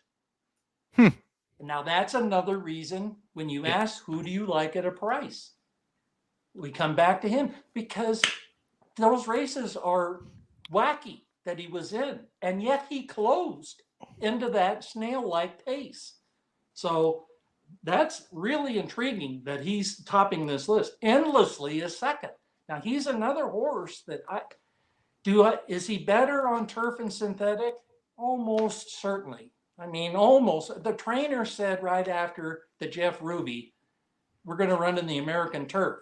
And then the owners, very nice people, the Ammermans, they're up there in age. They're not going to probably get another chance to run in the Kentucky Derby. And they pretty much put the screws to Michael McCarthy and said, we really want to run in the Derby. And the thing is, I don't blame him, because if he doesn't run well on the dirt in the Derby, he can go back to the turf. But there's only one chance to run in the Kentucky Derby. So I understand what's going on there. He's second on this list as far as your closing kick. And look, except for his one loss, believe me, his turn of foot. Now, is it as good on the dirt? Probably not. But he's so talented, I certainly could see him coming up with enough of a good effort on the dirt to maybe get in the superfecta at the very least at a big price. He's another one to me. If he was 5-2 or 4-1 or 6-1, would I like him? No, but he's 30 or 20. That's different. So third is Catching Freedom. So of the big horses, the kind of the major players perceived going in, he's ranked third. Then Forever Young, then Fierceness. Now, see, that's interesting about Fierceness, but it's not surprising because when the real Fierceness shows up, or let's say the good Fierceness shows up, he finishes his races. Look at how he finished in the Breeders' Cup. Look at how he finished in the Florida Derby. Even in his debut, look at how he finished that race today. My jaw dropped. That's why I bet him in the Breeders' Cup, despite the champagne. I didn't forget that race that he ran first time out. It was sensational. Then it's Honor Marie is sixth. So, he's another one. That Just Steel, who's an intriguing horse for the coach. Yep. The problem with Just Steel, he's kind of this up and down horse. And if his cycle holds, he's due for a down. But I would never, ever, ever, ever count out beat Wayne Lucas in any race. So then West Saratoga, Mystic Dan, Resilience, Track Phantom got better on this table than Sierra Leone. That's insane. Wow. So, and this is not an opinion. See, this has been timed. And in fact, they had to project Forever Youngs. And so they explained it. They said the UAE Derby and the so-and-so stakes are contested over metric distances of 1,900 meters, slightly shorter than a mile and 3/16, and 1,800 meters, slightly shorter than a mile and an eighth, respectively. The raw times for the metric distances have been converted to projected times based on yards, making them comparable with the rest of the data in our chart. So see, these are based on the horse's last 2 races, their final 3/8. I remember Jenna Reese telling me about this like over 10 years ago, maybe 15 years ago, so when she came up with this, because I was contributing to the poll each week in the Louisville Courier-Journal when she was the turf writer there, winning Eclipse Award after Eclipse Award. And people have started to glom onto this, to look at this, because it's, like I say, it has produced 9 of the last 12, winners have fit this criteria that they're saying that you need, what you're looking for a horse in the Kentucky Derby at that 1.25 miles. I'm certainly pleased to see Forever Young number 4 on that chart, because if he was down there with Sierra Leone, I wouldn't feel as good about him. But I like the fact and as I say, I think the key with Forever Young's, I think there's a chance, there's also a chance we haven't seen his best yet, but I think there's a chance we haven't seen his best yet, especially when he's in the hands of this trainer. I think he may run a race better than what we've seen so far. And what we've seen so far is 5 wins on 5 different tracks in 3 different countries, and was the highest rated dirt horse in Japan. Not Dermo Sotogake. It was this horse. So 3 things that I'm thinking of about that list that I'm interested in, and kind of based off some of the comments in the chat as well that I want to bring up that they might want further clarification on. So one is if that's taking into account the last 2 races, is that what you said? Yeah. Okay. And Fierceness is 4. So we know how bad the Holy Bull was. Mm-hmm. So that's just like to think that he's still in top 5, considering how bad the Holy Bull was. We know how bad that race was. I don't think they average it. I think they take the best of your team. Okay. It makes sense because what they're looking for is your potential to do that.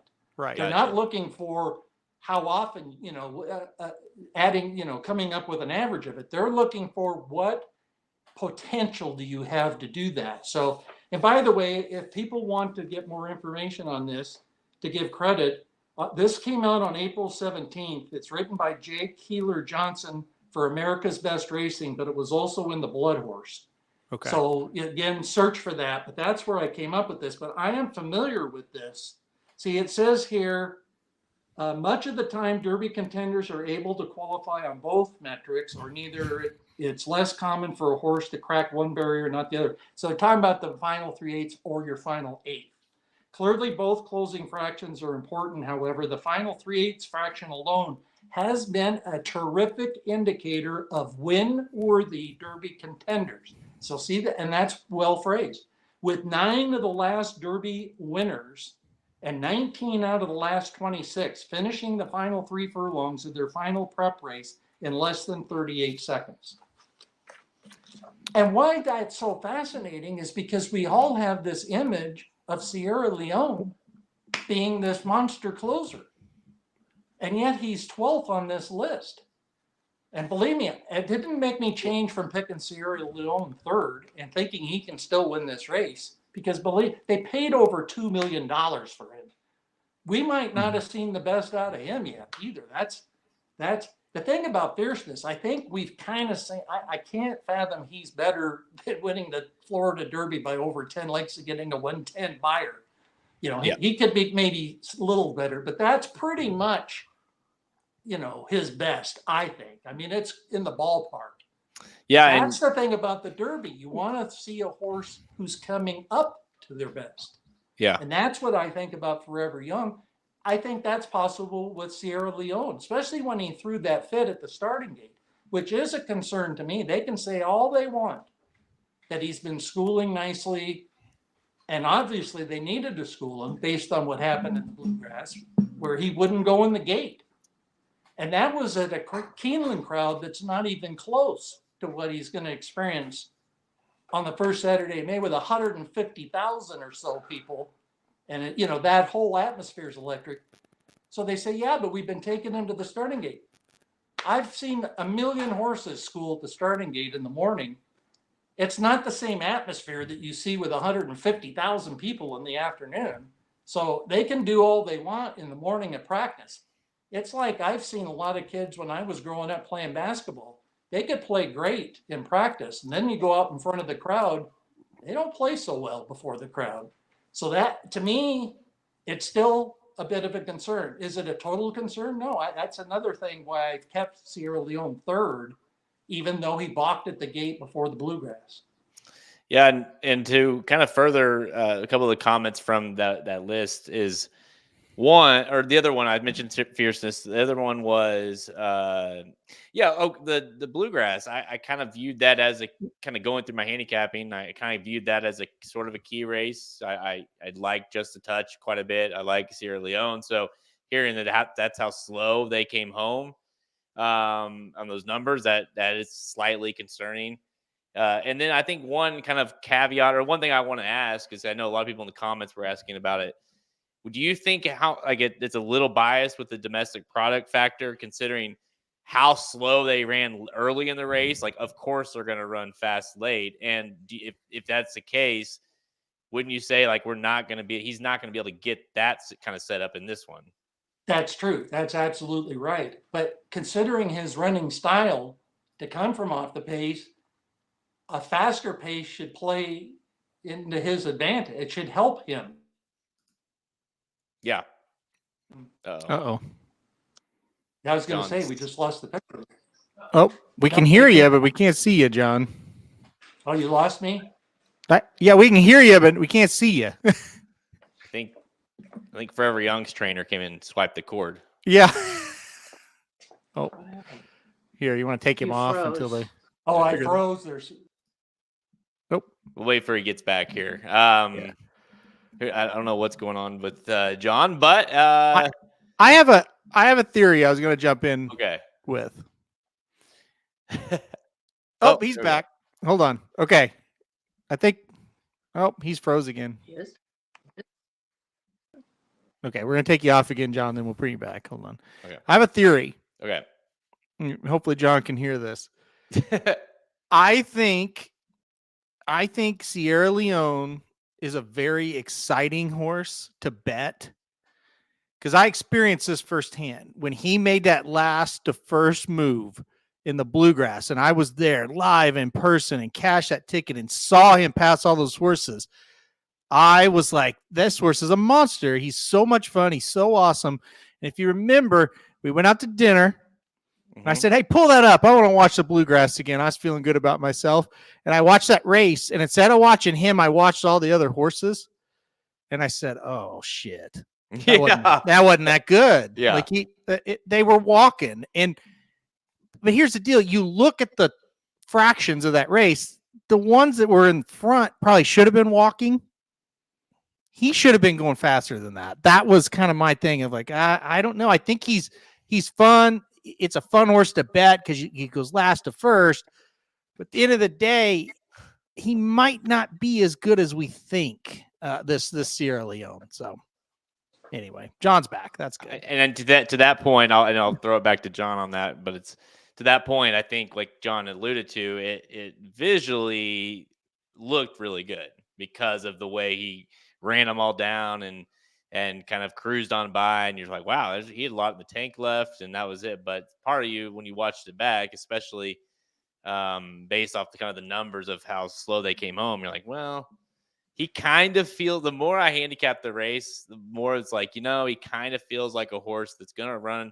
I think he's probably, out of the whole group, in my opinion, is the one you're going to depend on the most. Like, he's going to run his race. He's going to come flying from out of it. He's going to pick off horses. Is he good enough? And does he have traffic issues? I could see him being like that Mo Donegal type horse that runs like fifth or something. And it's like, yeah, that was pretty good. Maybe in the Derby or in the Belmont or something, he can get the job done. So that's kind of my issue with Sierra Leone, it's on top of him being a low price. But there's a lot of people that absolutely love him, and they may be proven right. I mean, that's part of what's making this such a fascinating Kentucky Derby. Because as we've said, you can go up and down the line with these horses, and there's something to be concerned about with all of them. And one thing about it, you guys have been playing the races now long enough that visually sometimes doesn't pan out to what the facts are. For example, sometimes I've thought, wow, that horse, ran great to get up and win. And it wasn't that so much as the horse in front was stopping. And so, you got to be careful. You could sit there and go, wow, I was so impressed with that horse. Then you see the time and you go, man, they were crawling home. No wonder that horse got up, because the other horse had no gas in the tank at all. So, and then there's other times where a horse is running his eyeballs out down the stretch and the horse catches him. That's when you got to give the horse that caught him real credit, because he was able to run down a horse who actually was running fast to the finish. Mm-hmm. So, these are all the lessons we learned the hard way with our betting dollars. Well, when you were gone, that's what I was saying. I bet Sierra Leone at the Bluegrass. We were there, and you watch that thing live, and the excitement of that last to first move is, and you cash that ticket and you're excited. And we went to dinner and I watched it back. I said, pull that up. I want to see the replay. I hadn't watched it yet. And you're right. You watch it and you go, oh, hold on a second here. These horses were walking. He should have. And then you watch it back and it's like, that really wasn't that impressive. And so that is so important with replays. You're absolutely right about that. There are a couple of people wanting to know, do you have your strikes like in front of you to kind of read off the list of who has what strike? Yep. Okay. If you could do that, that'd be great. People are kind of asking. Okay. These are the 0 strikes. Okay. Dornock, Mystic Dan, Forever Young, Endlessly, Stronghold. Okay. Now, again, 0 strikes really in this system is not better than 1 strike. The key is to have 0 or 1. So these are the horses with 1. Sierra Leone, Catching Freedom, Catalytic, Honor Marie, Track Phantom, West Saratoga, Domestic Product, Fierceness, and Society Man. Okay. Fierceness gets his strike because one of the categories is the show gameness. Yep. And what you're looking for is in a horse's last 2 starts before the Derby that they don't lose position in either of those 2 races. And in the Holy Bull, as we know, he couldn't hold his position. That's where he got his strike. 2 strikes, Just Deal. And by the way, Aaron, you were just talking about going back and watching that bluegrass and everything. That's a case where Just Deal really should have won that race, considering how slow the final part of that race was. When you think about that, right? Mm-hmm. I mean, that's kind of, he looked like, I bet, so. Grand Mo the first has 2 strikes. Resilience has 2 strikes. Then 3 strikes, Just a Touch, and T.O. Password. Okay. So just a touch is who I'm saying should have won the bluegrass. Right. Yeah, I knew what you meant. Yeah. And 4 strikes, if he gets in, is Mugatu. Now, I will say something I've noticed. The strikes go back to 1999 when I started it, but I was able to retroactively figure it out for the winners going back to 73. But the thing about the strikes is since they've come up with the points, I think more horses have been in the 0 or 1 strike category. Now, even with that said, we had Rich Strike and Mage, that were more than the 2 strikes. So, but I really think that the point system, has taken the sprinter speed out of the Derby. And I think another function is these horses are coming in kind of with more established form based on the history of the race. So, that's kind of lessened the significance almost of the system I came up with. In other words, I think it actually had a little more teeth in it before the point system. So it's one thing but if for no other reason, I'm thankful to have come up with that system because of that 8th pole situation.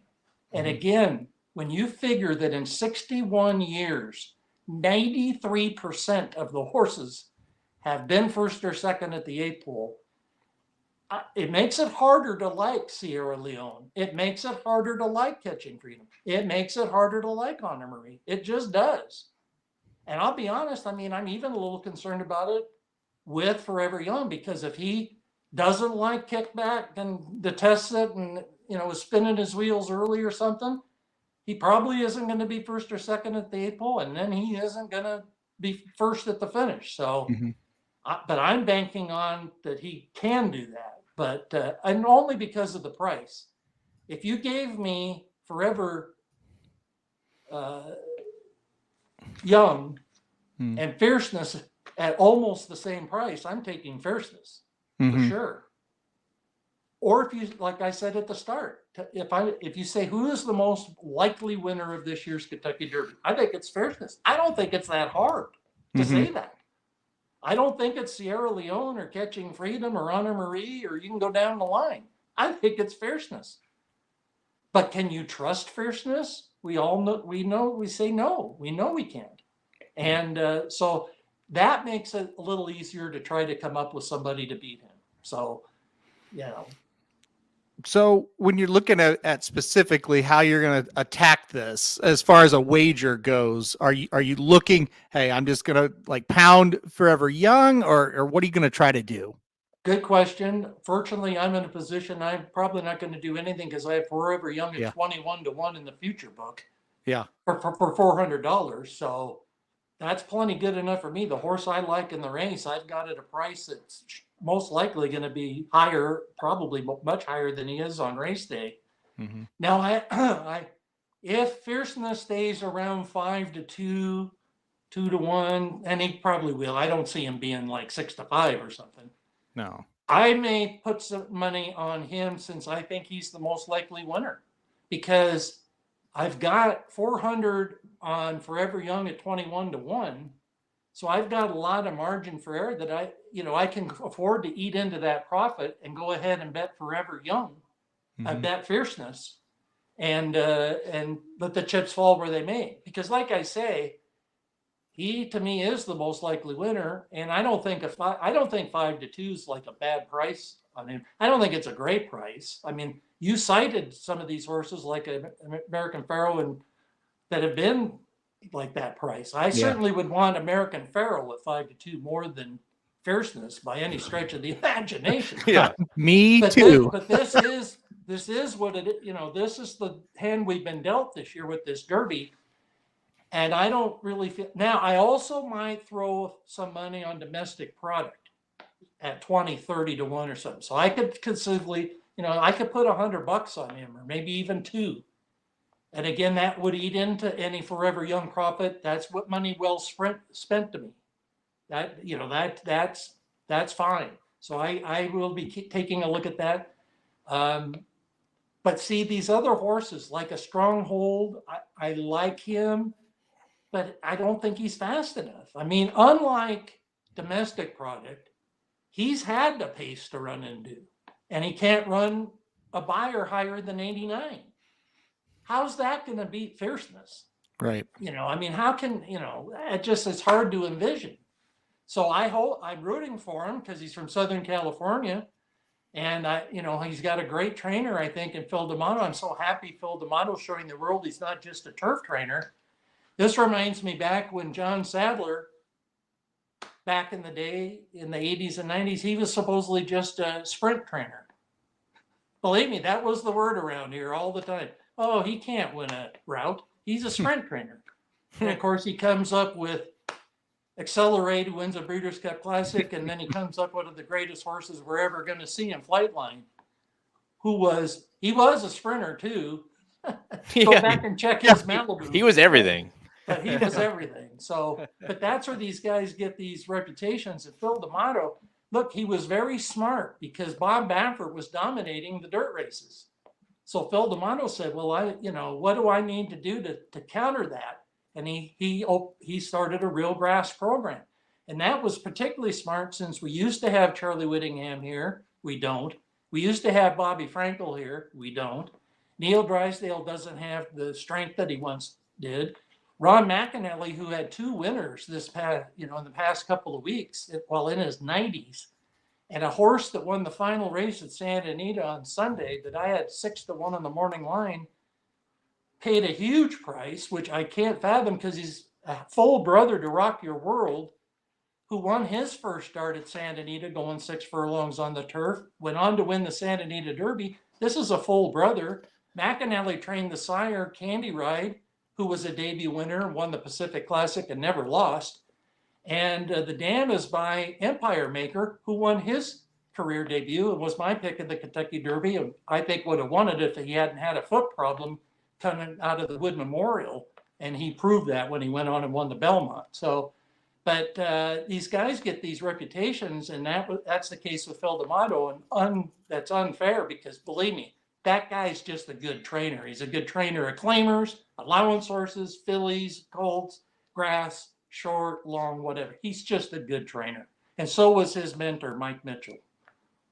All right, John, put your final touches on the Derby, and then I want to transition here real quickly.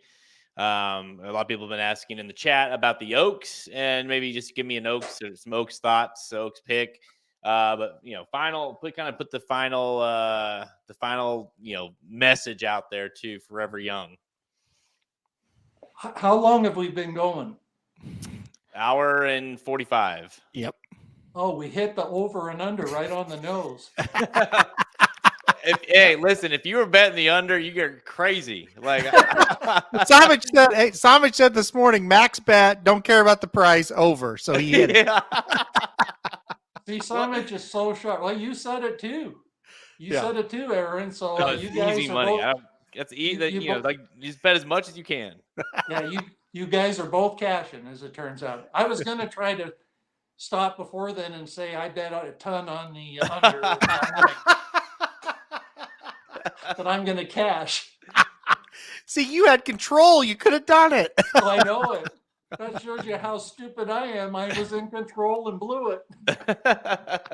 I love that. I love it. You better believe John is a betting man. If there was an actual way to make money on this, he would have made that thing go under.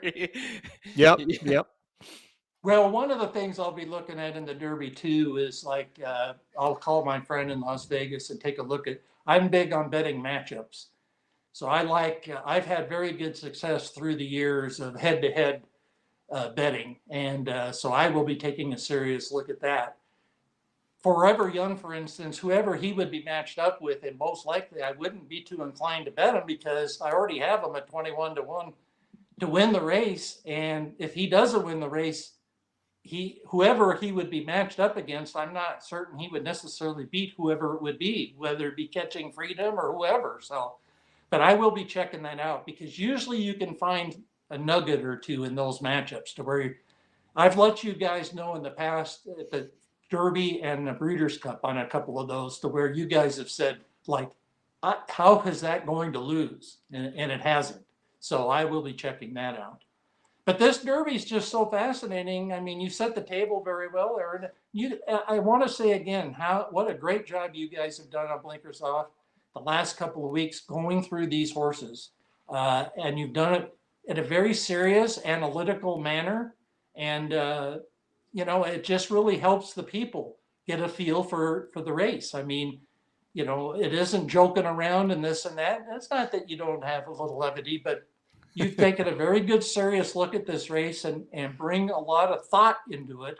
And I think it's got to be very helpful to the fans out there, and especially the people that are going to put up their hard-earned money to bet on this race. And, and the betting Bible, certainly, it's one of my favorite things to see these days, especially I love, as I've told Jared, the grid to see where everybody's picks. Dr. Miranda, I've learned, is someone I really am interested in who she's picking. She is very, very good. And she's not always picking the obvious horse. And she has a good track record at coming up with live horses at good prices. So I would highly recommend that betting Bible for people out there for sure. I can tell you, I have her picks. She sent them. I put them on the Bible today. And John's right. She's taken some shots. So that's just a little teaser. That's typical everybody. for her. That's right to her form. But see, people can take shots. I've seen people take shots betting in sports, betting in racing. It's one thing to take a shot, but if you never, or almost never win with your shot, it's not worth even paying any attention to. Right. But she comes up with winners that in taking a shot. So that's where I really, really, really give her a lot of credit. She's like, no offense to you two, but she's the first one when I get that grid. She's the first one I look out. Then I guess because sentimentally I'm a Papa Dude fan, so then I got to go to Papa Dude. Well, now I'm very offended. Yeah. I'm also questioning your sanity a little bit, John. Geez, I'm leaving now. Those two first? Wow. All right, let's switch to the Oaks, John. What do you think of the Oaks? This, to me, Halter and I were talking yesterday, working on the aforementioned betting Bible, and kind of we try not to get into each other's head about picks, but we'll kind of be like, hey, how are you looking at this one? But, that kind of thing. And man, you talk about the Oaks, And it's not really, it shouldn't be surprising because all year it's been like this where you really didn't have a feel for who your Oaks horse would even be. But man, you can make a case for multiple horses in here, like very easy cases.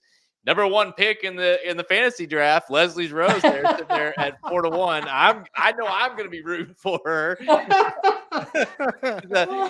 to say that, you know, a Kentucky Oaks horse was the first and only time, well, maybe only time, that a Kentucky Oaks horse winner was picked in the first round of the fantasy draft. But there's that one. Just FYI, Ways and Means kind of comes out of the clouds here, and Tarifa, even like, you know, you got Torpedo Anna for McPeak. A lot of options here. Well, you do, and you said it well, Jared. Actually, I think this is one of the best Oaks we've seen in a long time. I really do. And it's an interesting dynamic with this Oaks for those that follow speed figures. They just go with the buyers. You know, the 2-year-old fillies last year were slow, even the best ones, even Just What FYI. In winning the Breeders' Cup Juvenile Fillies, she got a slow number there. But boy, they have perked up. Evidently, they've grown up or something because they're putting up good numbers now, even Just FYI. So here again, I like Ways and Means. And I have her in the future book, $400 at 19-1. So I've got Forever Young at 21-1. I've got her at 19-1. And that's good value because she's listed at 5 and she could go shorter. It's not impossible she could even go favored. Probably not, but it's not impossible. Her debut was one of the most spectacular debuts I've ever seen. I mean, Chad Brown had told Flavien Prat, like, don't let her run down the stretch because we got, you know, we know how good she is. And so, I mean, Pratt's got her under like a stranglehold and she wins by, you know, a pole, as we say. How good was she? Well, she came back in the grade 1 spinaway and clipped heels on the backstretch, stumbled so badly, and I bet her that day. And, you know, she almost fell. She showed the heart to come on and lose by a half a length and came out of the race injured. So she likely got that injury on the backstretch and still almost won a grade 1 race at Saratoga. That's how good she is. So then she was on the shelf, and I drafted her in my fantasy league. I claimed her once she hit the work tab. And even then, I thought it's kind of unlikely she can get ready in time for the Kentucky Oaks, which is a bonus race in my fantasy league. But she came along for Brownie, and he said, I was kind of thinking we probably won't make the Oaks. Well, she was able to get into that prep for the Oaks and run a good second in there, the Gulfstream Park Oaks, and had a horrific trip in that race. Andy Serling has talked about that repeatedly, of just what a ridiculous, and he feels it was a bad ride and a bad trip. But I mean, it's a race, considering she was off a layoff and had the trouble, she was really the best filly in the race.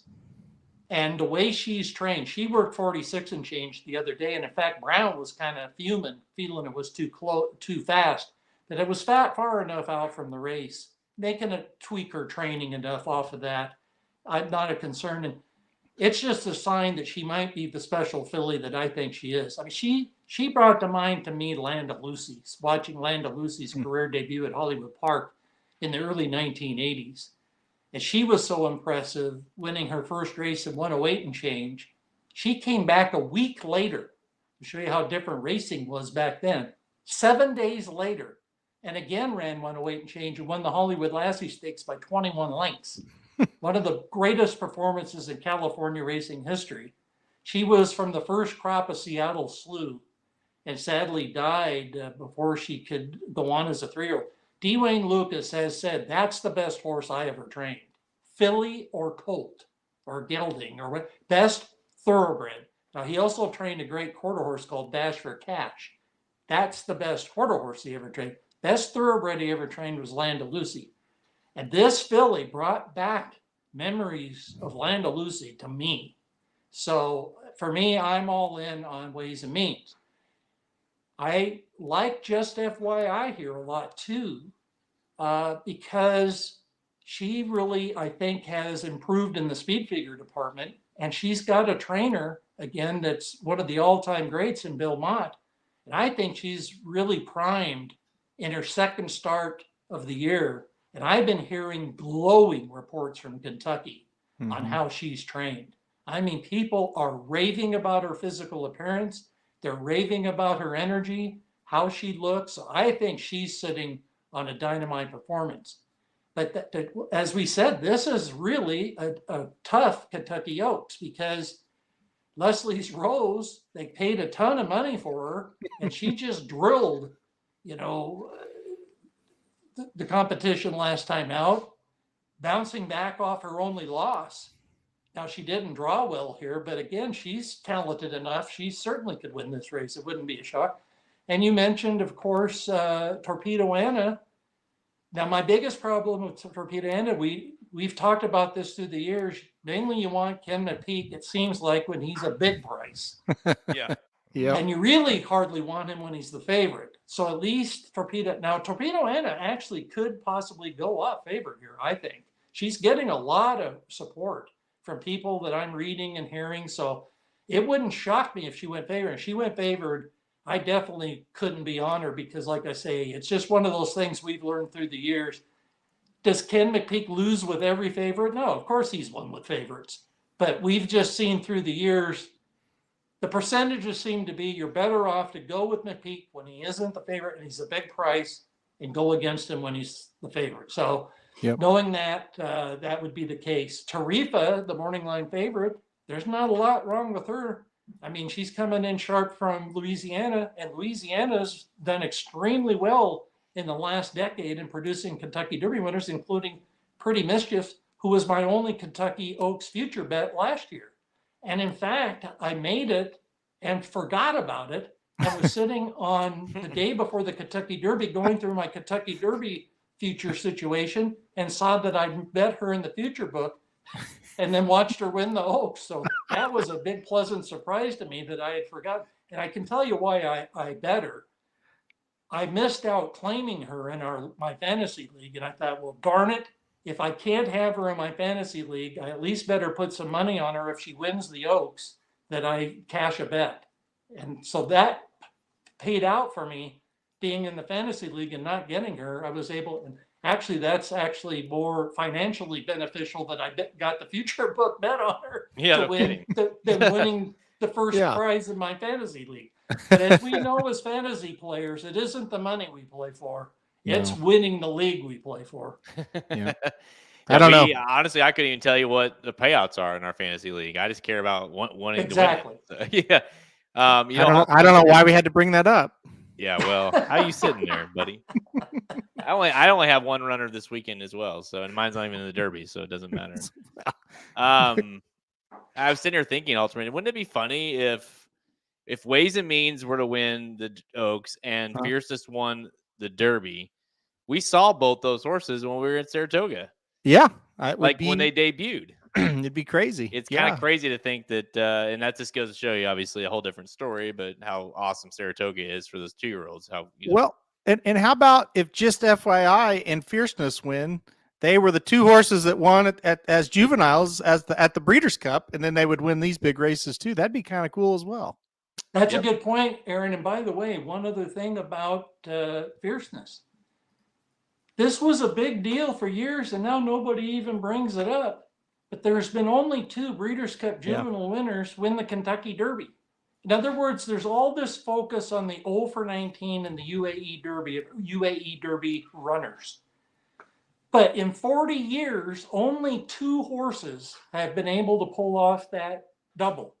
Street Sense, of course, did it, and Nyquist. And I think it's a sign of how good Nyquist was that he did that. And he's proven it as sire, too. He's turned into a really good sire. But, we have all these concerns on Fierceness. He's going against the grain on that one, too. Now, does that, as I say, I think he's the most probable winner. But that's still a little bit of a concern to me. In other words, I'd feel a lot better if there'd been like 6, 7, 8 Breeders' Cup juvenile winners win the Kentucky Derby than just 2 in 40 years.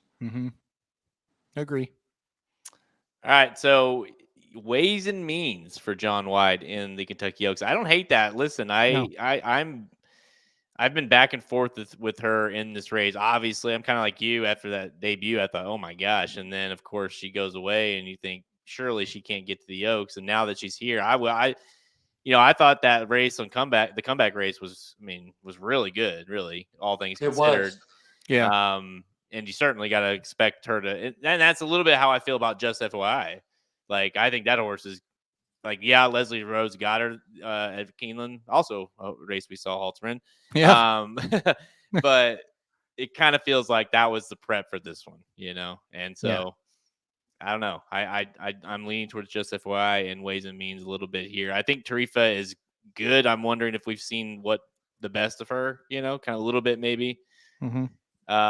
But again, I'll be honest. We have not finalized the Bible yet. Halterman still has it. It's going to come to me next. I have not got anywhere close to coming up with the finalization of this race. And by the way, so another point on Leslie's Rose, not only breaking from the outside post, but on that day at Keeneland, that inside seemed to be very strong that day. I'm not a big track bias guy. Back in the day at the track in my hometown was a 5/8 oval bull ring with lower level horses and even lower level jockeys for the most part. And day after day, I would hear the track announcer or people, bettors and so forth say, oh, there's a track bias today. I said, there's been a track bias at this track throughout its entire history. It's a bull ring with a 704-foot stretch to where they go into the clubhouse turn. Half the horses get in trouble. And, speed is dominant on that track because of the track layout and the quality of the racing that we have here. So, but in the case of Keeneland on that day, I do think the inside was playing well and the outside wasn't. And that's another point in favor of Just FYI. She was wide into the lane that day. And considering that Leslie's Rose took advantage of the way the track seemed to be playing that day, now she's on the far outside. That could lessen her chances to win this race, quite frankly, if that's true. And that's where I say I'm not that big on that. So I that wouldn't be my only reason to go against Leslie's Rose. I respect Leslie's Rose, considering again how much money they paid for her, how good she looked in that race at Keeneland. Even though she benefited from maybe the way the track was playing, it isn't like she barely won the race. That was a pretty good drubbing of that field that day. So she's obviously got a lot of quality. So I could see her winning. But something to keep in mind, it adds to the possibility Just FYI could maybe turn the tables on her this time.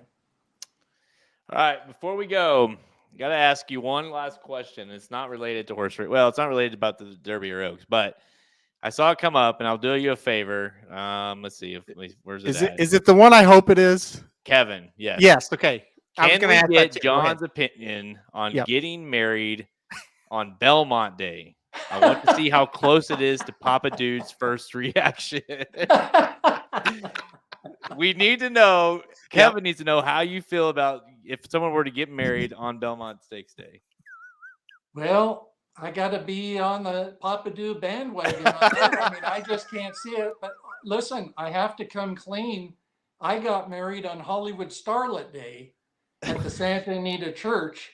So I was married on the day of a Grade 1 race. So I might not be one to be able to be so critical of someone getting married on Belmont Day. So, we actually had trainers at our wedding, even though it was a racing day at Hollywood Park that day too.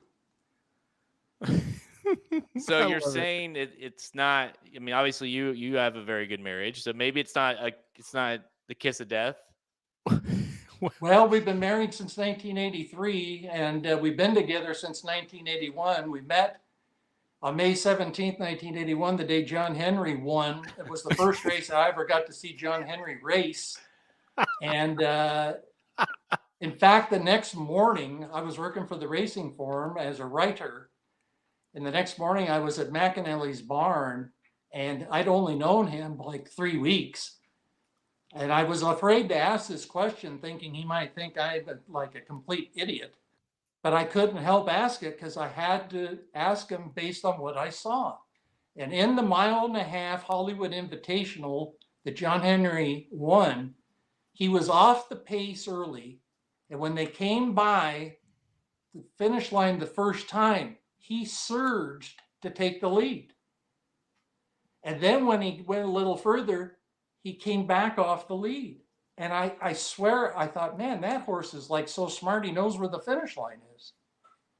And so the next morning I said, well, Mr. McAnally, I said, congratulations on the win. And I asked him, how do you come out of the race? What plans do you have for him? And I said, I have to ask you, I said, is this horse so smart that he knows? I said, because he took the lead at the finish line the first time and then went off of it.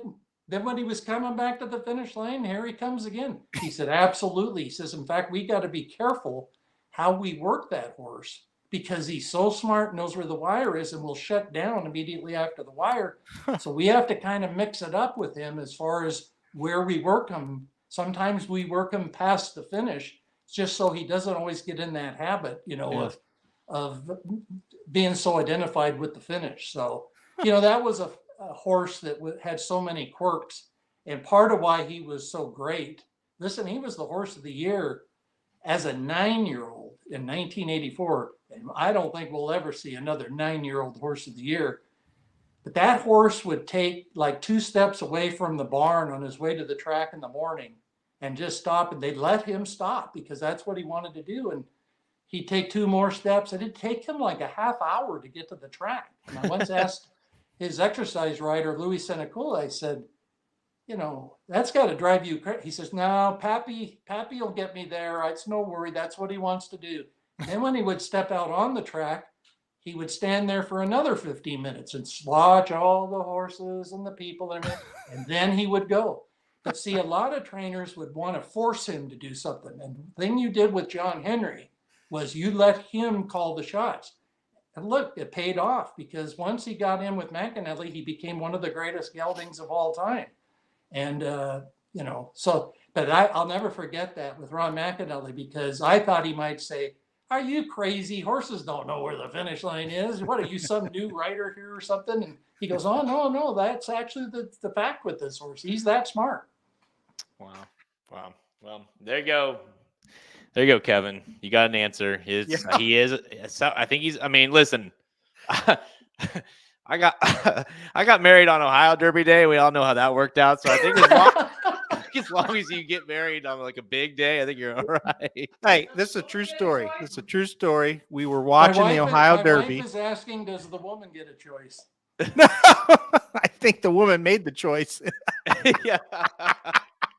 Yeah, but I think so. Sure, it wasn't Kevin's choice. No, I don't think Kevin would have chose that. No, but we were backstage or whatever at the wedding for Jared's wedding. Mr. Z won the Ohio Derby that day by a nose, and I looked at Jared and said, "I don't think you better do this. That's a bad omen." Mr. Z won today. I don't know, and it was. He was right. I will tell you this: that while I was in the holding pen before going out to take my vows. I was in there with my father, who was my best man and the guy that got me interested in horse racing. And we were in there, it was a Sunday in November. And so on my transistor radio, we were listening to an NFL game because we didn't have a TV, but we were listening to an NFL game before I went out and exchanged the vows. Wow. That is cool. That is awesome. Very cool. Well, John, as always, that Shoddy says here, I don't want to wait another year for this episode to come back. So everyone seems to love when John's on, and we more than anyone love it. It's because this is how it is when we talk every day. It's just we're just doing it, in front of all you guys. So well, then let me thank Shoddy, who I had the great pleasure to meet when she was out here for the Breeders' Cup. We had a wonderful dinner, and all of us with the dudes, and. It was a pleasure to know her. She's so enthusiastic about this game, and I thank her for the kind words that she's been posting about me here on Blinkers Off and before Blinkers Off. So thank you, Shoddy. Yep. There you go, Shoddy. You just made. She's Team Forever Young. So you guys are bonded forever now. So if you guys can get him home, and I think everyone will be happy. And so, guys, thank you, everybody. thank you for joining us. For John. John, thank you so much. Man, and it's going to be a very profitable Derby and Oaks if your horses run like you're hoping. So, thank you for tuning in, or thank you for joining us. And we'll talk to you in like 5 minutes, but we'll talk to you next time. All right, guys. All right, see you, John. See you, John.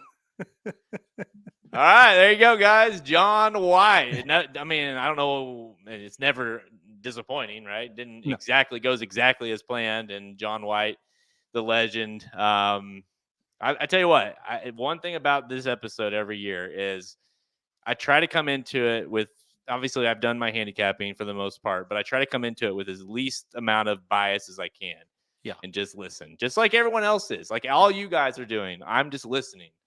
And then you could take, and that never fails. Like I my opinions, I would, never say completely change, but they sway a little bit.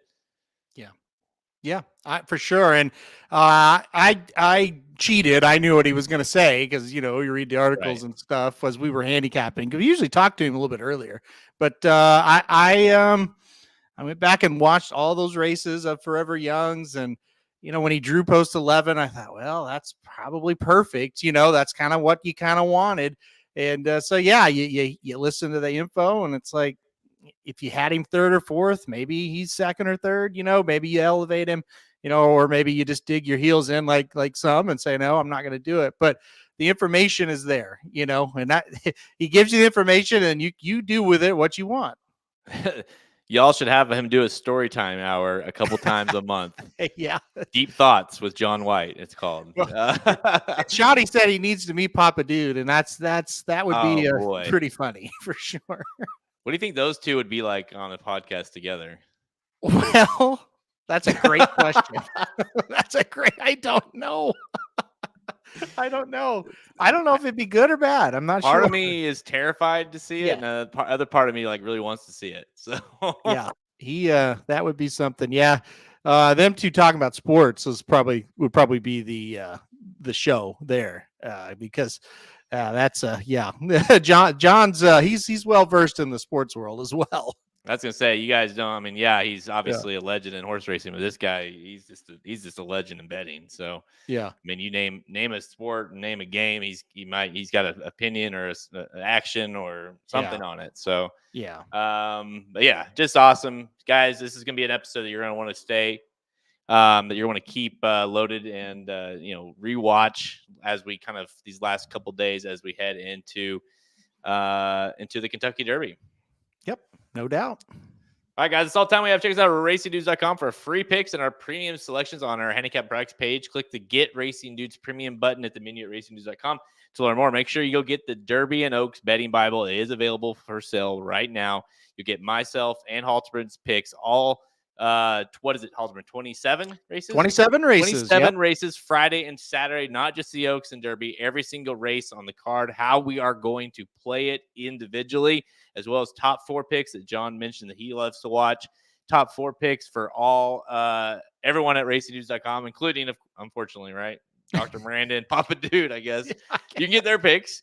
But no, everyone's included on there as well. We got top 4, or I'm sorry, pick 4, pick 5s, all that good stuff from both days. All that's going to be included within the betting Bible. We should be planning. Oh, by the way, 41% combined, Halterman and I, ROI this year. So plus 41%.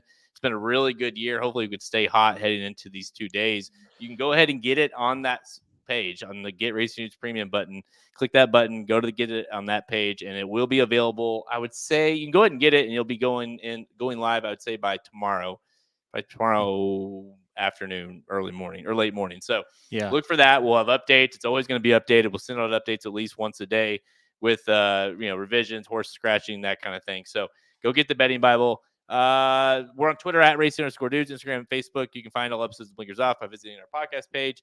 Go to TikTok. You can find more content there. On Discord, go join the Discord. You can hit any of our bios and see the links for the Discord. Anywhere you listen to podcasts, we are on there, including the Magic Mike Show, including Due to Bet. All the podcasts are there. Halterman, we're gonna take a little break. We're gonna go back to handicapping. Back to work. Yep.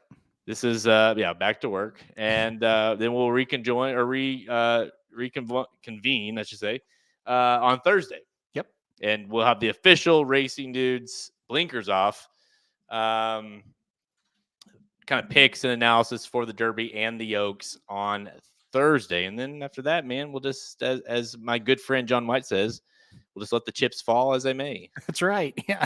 Hopefully they fall in our favor. I'm pretty much done trying to finalize little pieces here and there, but the heavy lifting is done. And honestly, I like a lot of horses on these two cards. And I emailed somebody that, a customer asking where it was. And I said, what do you think about the card? I said, I really like it. I said, that doesn't mean they're going to win, but at least I'm going to go in with a good feeling, because that's not always the case. So we'll just see how it rolls out. But I'm telling you, there's some great races these 2 days that are not the Kentucky Oaks or Kentucky Derby. There's a lot of kind of the horses making the returns. Yeah, this weekend, which is exciting to see. I saw Magic kind of mentioned a little bit on Magic Mike. It's a little bit of like a pre-Breeders' Cup 2 days, just because you have a lot of these horses we haven't seen in a while. Some international horses coming. This feels like like you say, the Oaks and the Derby are nice races, of course, but the whole card on both days are really, really good. You've got some really nice allowance horses that might make some noise heading as we getting down the Triple Crown trail, or even into the summer as well. So some really nice horses across the board, not just in the Oaks in the Derby. So yeah, a lot of future stars, I think. They got going a little bit late, and now they're kind of coming on, and that's loaded both days, really. The legend Tapit Trice makes his return. I'm not talking about him when I said that. I don't care. Last year's pick, I should say. Right, yeah. If he wins, I may just not watch the rest of it and go do something else. Yeah. Well, the worst case scenario is he like stalks, pounces, wins for fun, does exactly what you hoped he would have done last year, and then whoever we end up picking in the Derby this year, runs up the track. And like, of course, that makes sense. Mm-hmm. Yeah, way to put that out in the world. No, yeah, it's a really good card. Both days are really good cards. So make sure you go get the betting Bible, and you'll be the first to get it when it comes available tomorrow. On that, I guess we're gonna get out of here, guys. And thanks again to Jon White for joining us. It's been, again, it's not surprising. It was, but it was great as always. Halterman, I guess I will see you Thursday. See you Thursday, right? Yep. All right, guys, everybody, thanks for joining us. I'm Jordan Welch. He's Aaron Halterman. We will see you in a couple days, and good luck in your handicapping for the Oaks and the Derby. Thank you for listening to another episode of Blinkers Off. Join our horse racing community at racingdudes.com and follow us on Twitter at @racing_dudes. Want to make money betting horses? Bet with the Racing Dudes.